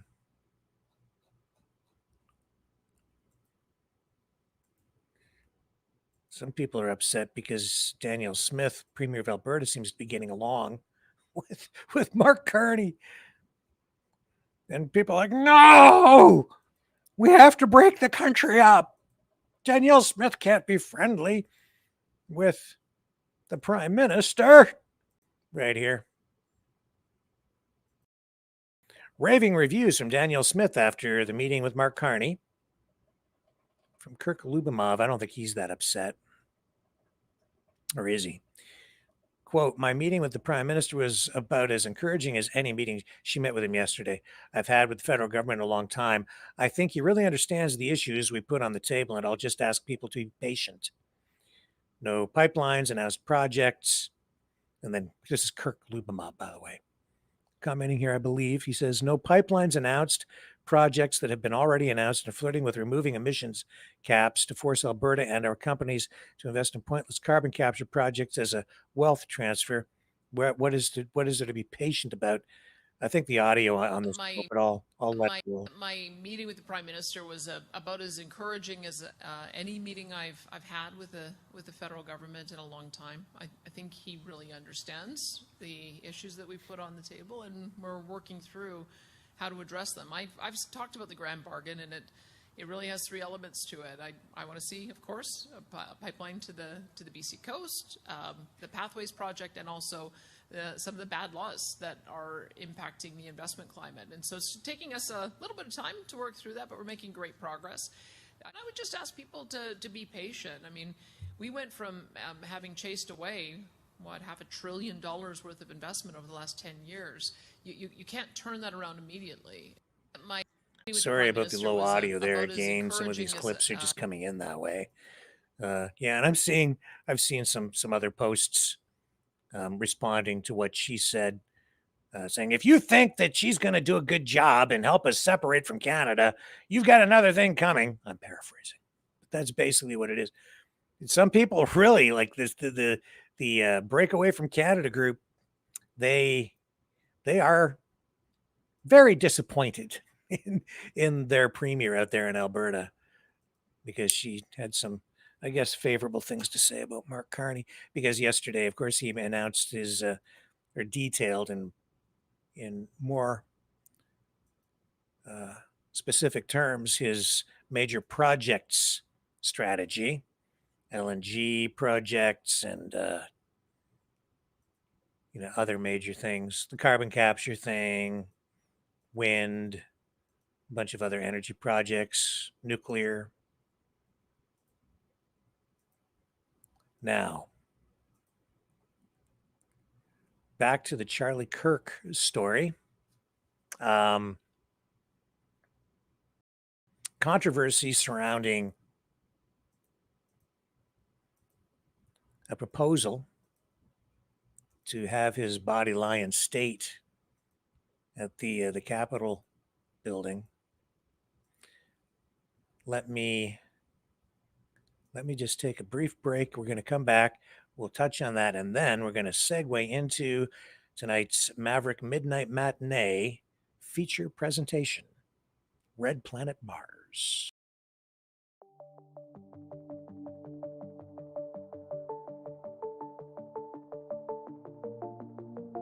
Greetings, brave Mavericks. Our quest for truth continues. We go beyond fake news. Together we expose propaganda. Together we pull others out of rabbit holes. We are maverick thinkers. We are all unique individuals. Defenders of individual rights and freedoms. Credible. Trusted. Grounded in reality. Maverick News. Maverick News. Defending free speech. Free speech. Donate at freedomreporters.com. Do it now. Tomorrow may be too late. Maverick News. The world is watching.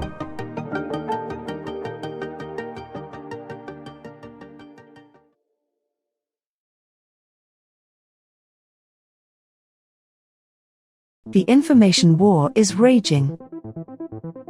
Truth without integrity is worth nothing. Maverick News. Because those who have power and those who seek it must be held accountable. The world is watching. Join our family of truth seekers.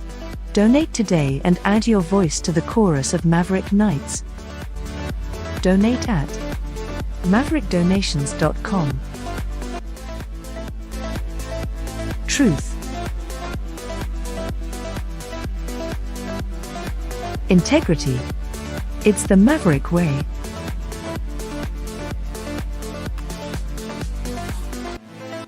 Maverick News.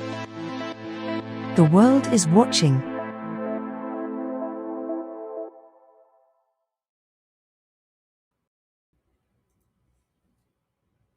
Okay. So controversy surrounding a proposal or a resolution from Nancy Mace saying, here, I'll show you.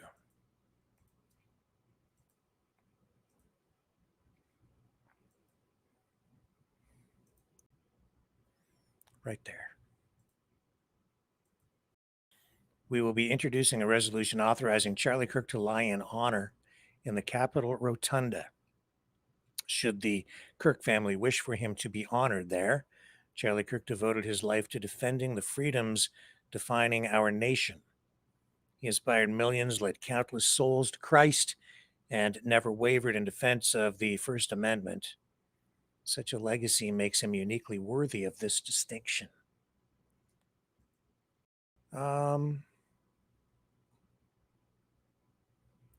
Some people disagreeing. Let me find my notes on this.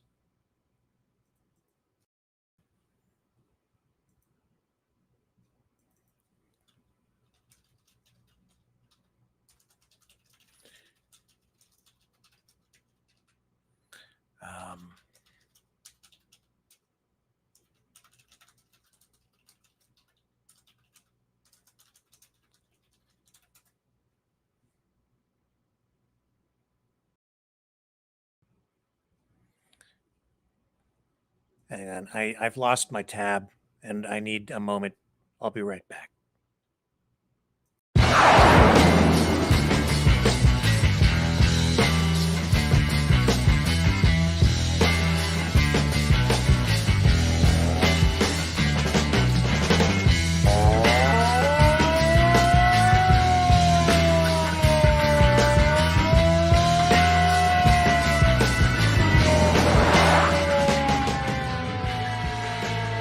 Maverick News. Fighting for freedom.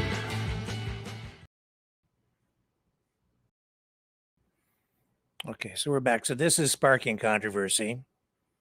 And yeah, I mean, it's controversial because it's unusual. And that's because Charlie Kirk is a civilian. And for Kirk to lie in state at the Capitol Rotunda after being assassinated or killed, yeah, he's a political figure, a political activist, as I've pointed out, but he is a private citizen, not a government official, not a military leader. So lying in state refers to the ceremonial placement of a casket in the U.S. Capitol Rotunda. That's the circular space under the Capitol Dome where public viewing and tribute can take place. It's typically reserved, though, for current or former federal officials, presidents, members of Congress, Supreme Court justices, or military leaders. For private citizens, the term is lying in honor, but the ceremony and location are identical. No formal law dictating eligibility, but approval does require a concurrent resolution from both the House and Senate, where leadership approval and the family must consent. And the architect of the Capitol coordinates logistics, including public viewing hours, which is often for 1 or 2 days. And the casket rests on a place which was originally built for Abraham Lincoln. So since the tradition began with Senator Henry Clay in 1852, and I looked this stuff up earlier today, about 40 individuals have been honored in this manner. Most, though, are government or military figures. 13 presidents, including Abraham Lincoln, John F. Kennedy, senators like John McCain, General Douglas MacArthur. Only 4 private citizens have been laid in honor in this manner. Rosa Parks, who was a civil rights icon. Billy Graham, evangelist. Aretha Franklin, singer, cultural figure, though that was in Detroit, not actually in the Rotunda. And Officer Jacob Chestnut and Detective John Gibson. They were the Capitol Police officers who we're told were killed in the line of duty back in 1998, the first in honor case. So private citizens like activists or influencers, this is very unusual because the honor emphasizes national service over popularity or political influence. So for comparison, even figures like civil rights leader like John Lewis, a congressman or Justice Ruth Bader Ginsburg, Supreme Court justice, received it due to their official roles. So would it be unusual for Charlie Kirk? Yeah. Kirk was not an elected official, a judge, or a military officer. He was a nonprofit founder, speaker, media personality. He was focused on conservative youth political activism. And yeah, very influential. But his work doesn't really align with traditional eminent citizen criteria like Rosa Parks' role in the civil rights movement or Graham's global religious impact. How you view Charlie Kirk, I think, depends in this case very much on your political views. And I guess you could make a similar argument even to Rosa Parks if you wanted to view it in that way.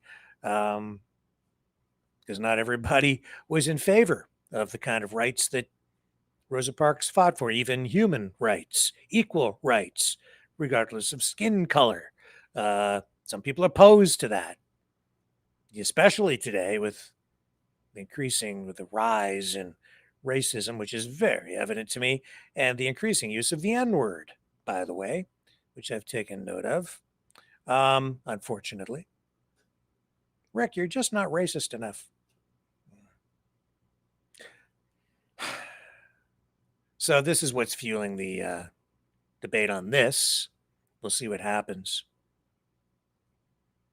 So it's unusual, or would be unusual, because of Kirk's non-official status and the limited historical precedents for private citizens and the ongoing congressional efforts in this regard. Its high-profile legacy makes it a possibility, and I think it might actually happen because this, I think the reason is probably going to happen is because it's so political, and you're seeing, the full weight of the White House lining up behind this. So my guess is this is actually going to happen. It doesn't bother me, but I understand why some people are like, wait a minute, it's not appropriate. So I see both sides of the argument, which gets me into a lot of trouble these days because I kind of see all sides of issues, but I'm trained to do that as a journalist. So here's yeah, I'm not gonna hang on. This computer is like so sluggish. I'm not gonna run that. Too worried about the copyright stuff. So let's kind of wrap this whole discussion on Charlie Kirk up here tonight so we can get into our Maverick midnight matinee. And speaking of politics and the politicization of the Charlie Kirk killing, and how could it be anything other than political, given that he was an entirely political figure? Here's the Truth Social feed from Trump today, and this is what he posted.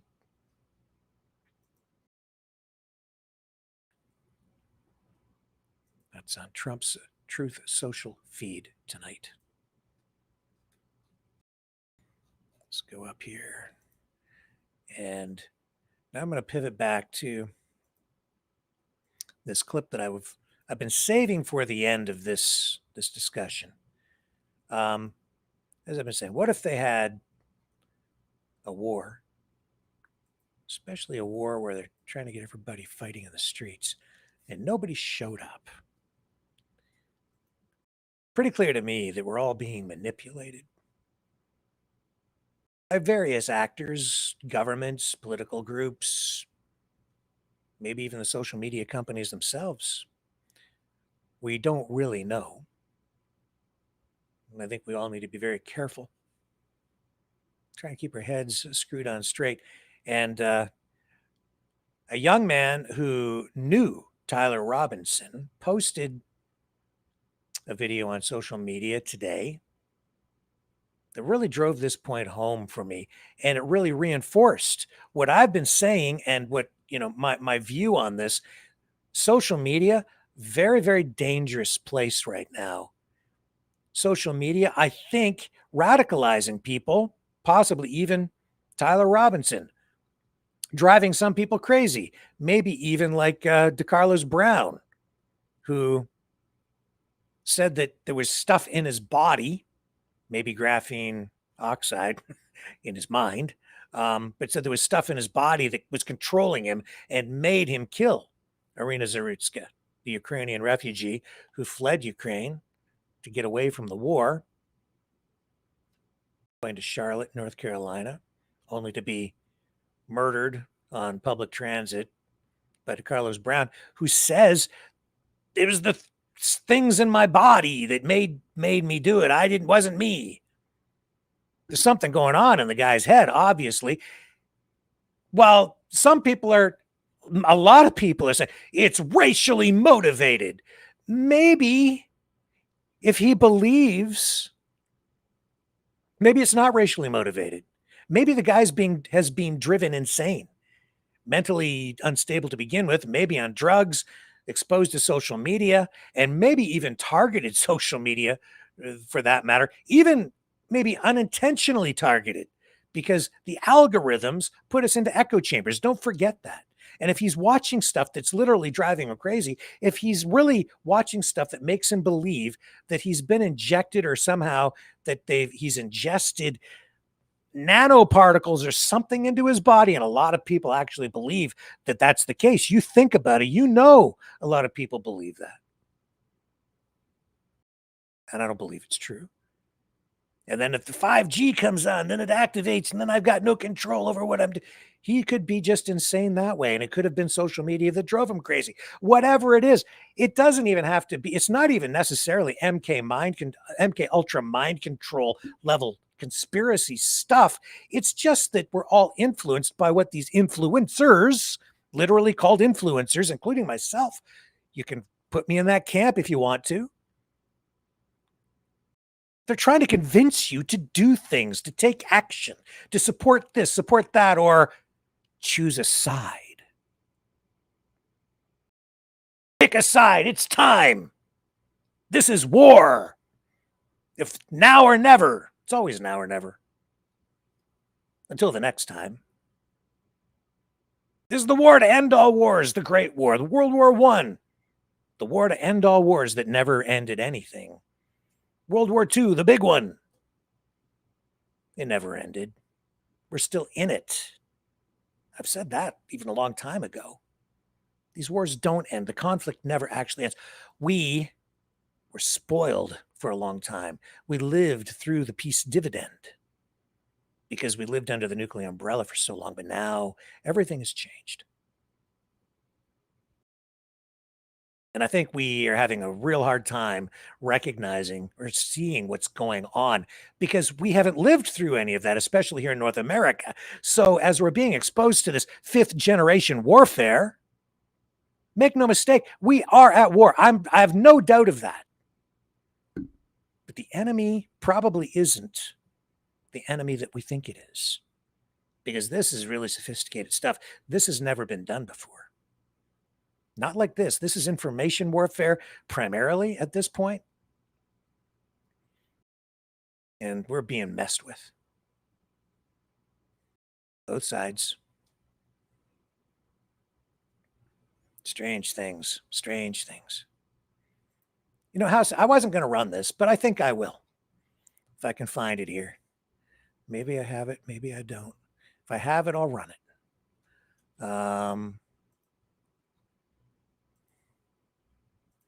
Because some people that you would think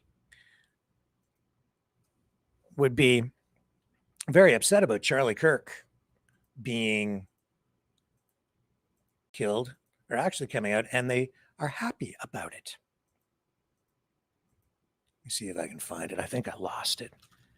Very powerful stuff and very distasteful.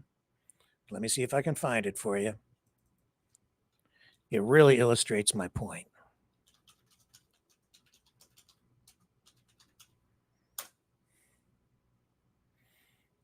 Here we go. I think I've got it. Yep.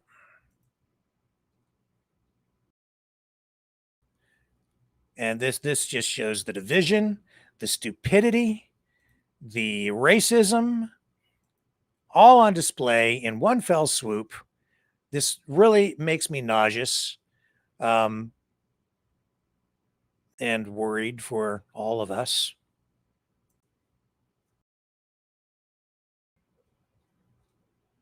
I hesitate to run it because some people I think out there might say, yeah, I agree.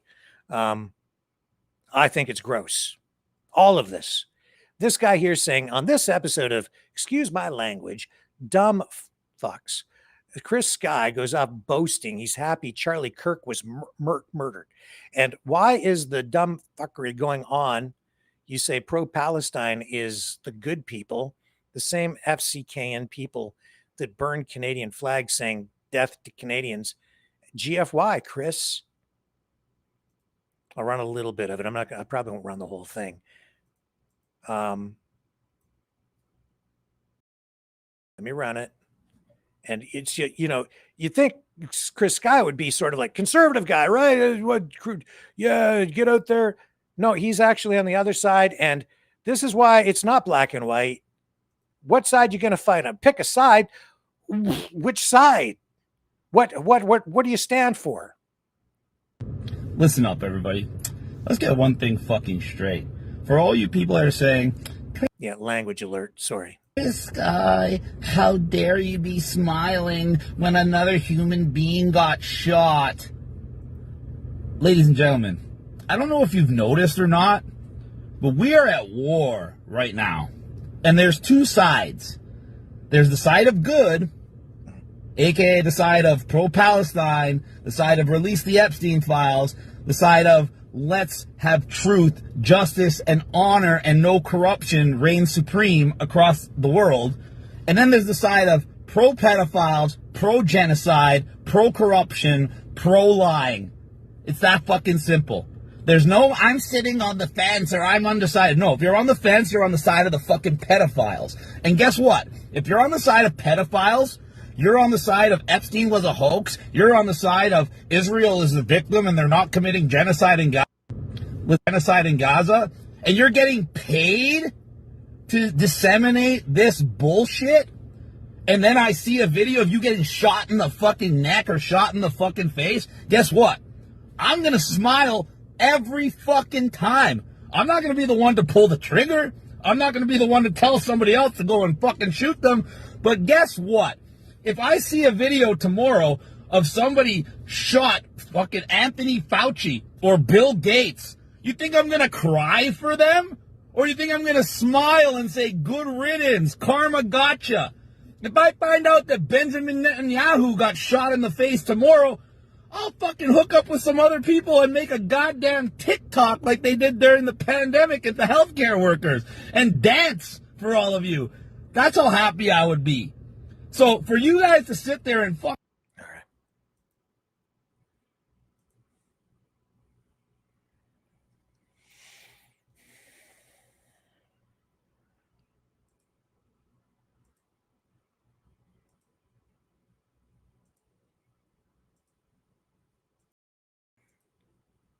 That's not leadership.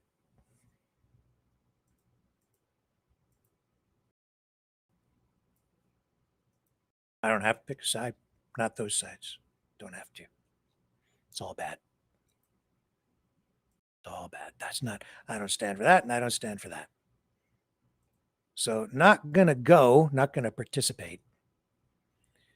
I'll do other things. I'll do something different. Not that, and I'm not doing that. You do what you want. I'm going to pick a different path. And anybody that sticks around over here, maybe we can figure out what path that can be together. But it sure as hell isn't that. And it sure as hell isn't that. I want something better. So this man went to high school with Tyler Robinson. And he says he was a Reddit kid. I'm not sure what that means. Probably kind of, soft maybe. I don't know. I don't spend any time on Reddit. I guess Reddit must be what sort of progressive? Don't know. Woke? Maybe somebody, some people might, maybe that's what they mean. I don't know. I'm not on Reddit. According to this man, though, this young man, Robinson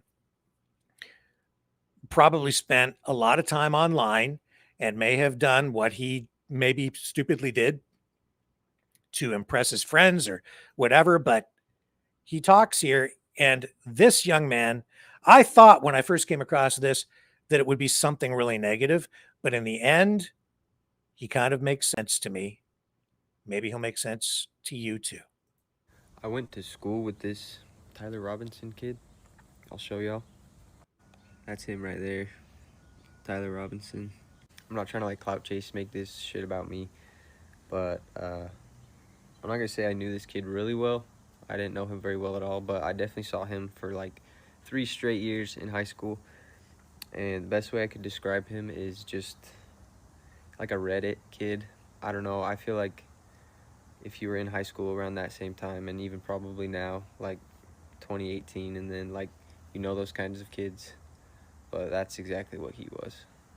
All I'm gonna say is this is the kind of shit that happens when you spend way too much time online, and all of a sudden your beliefs are all the way this way or all the way this way, and you do some dramatic shit to please these people that are not your friends.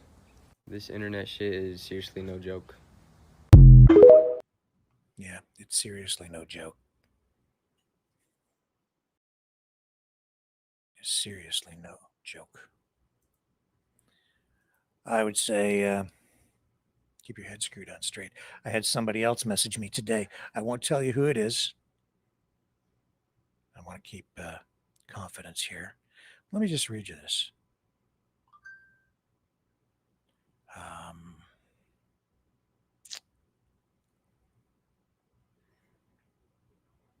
See if I can find it.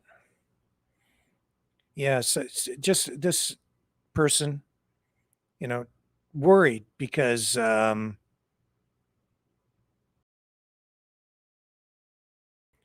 the politics, all the money going into politics, and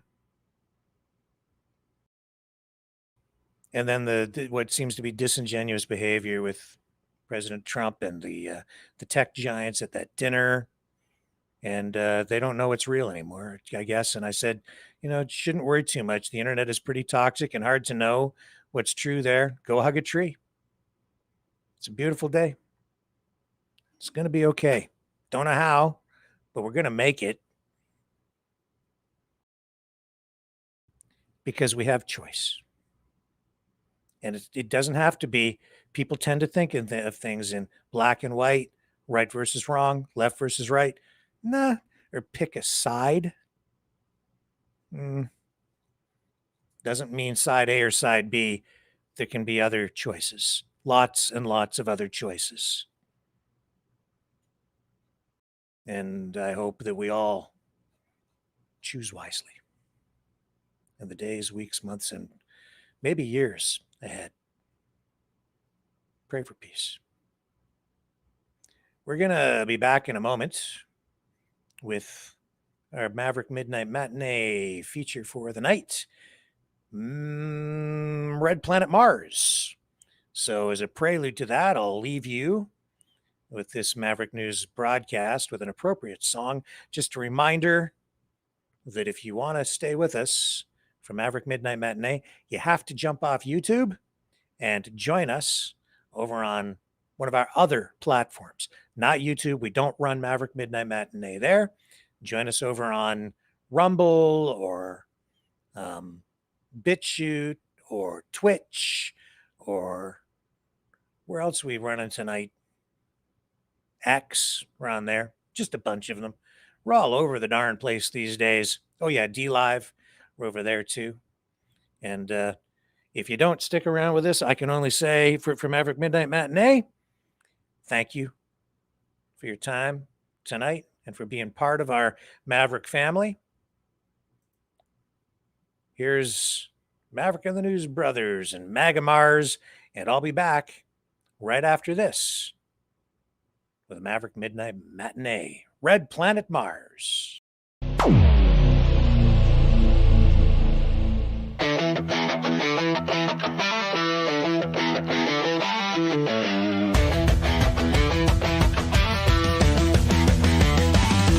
he's got a plan.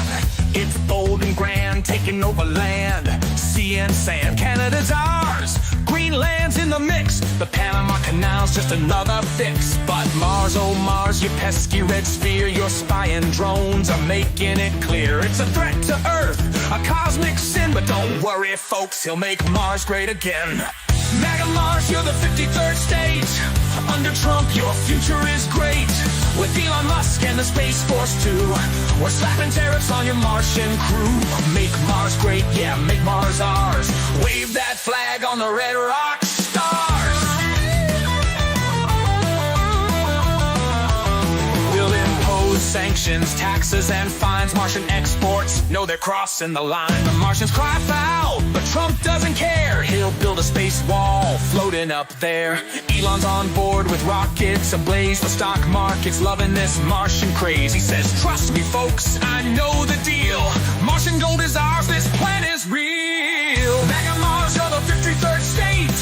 Under Trump, your future is great. With Elon Musk and the Space Force too, we're slapping tariffs on your Martian crew. Make Mars great, yeah, make Mars ours.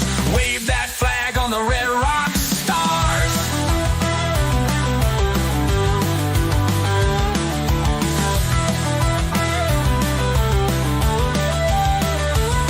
Yeah, Mars hotels with golf resorts, intergalactic trade reports, a MAGA dome where Martians bow. We've got the best Martians, Trump says now. Fake news claims the plan's absurd, but Trump tweets back, it's the final word. Martian drones not on my watch. Space Force ready to kick it up a notch. MAGA Mars, you're the 53rd state. Under Trump, your future is great. With Elon Musk and the Space Force too, we're slapping tariffs on your Martian crew. Make Mars great, yeah, make Mars ours. Wave that flag on the red rock stars. So buckle up for the Martian fight. Trump's taking over the Martian night. It's all for freedom, it's all for the win. Oh, say can you see, he'll make Mars great again.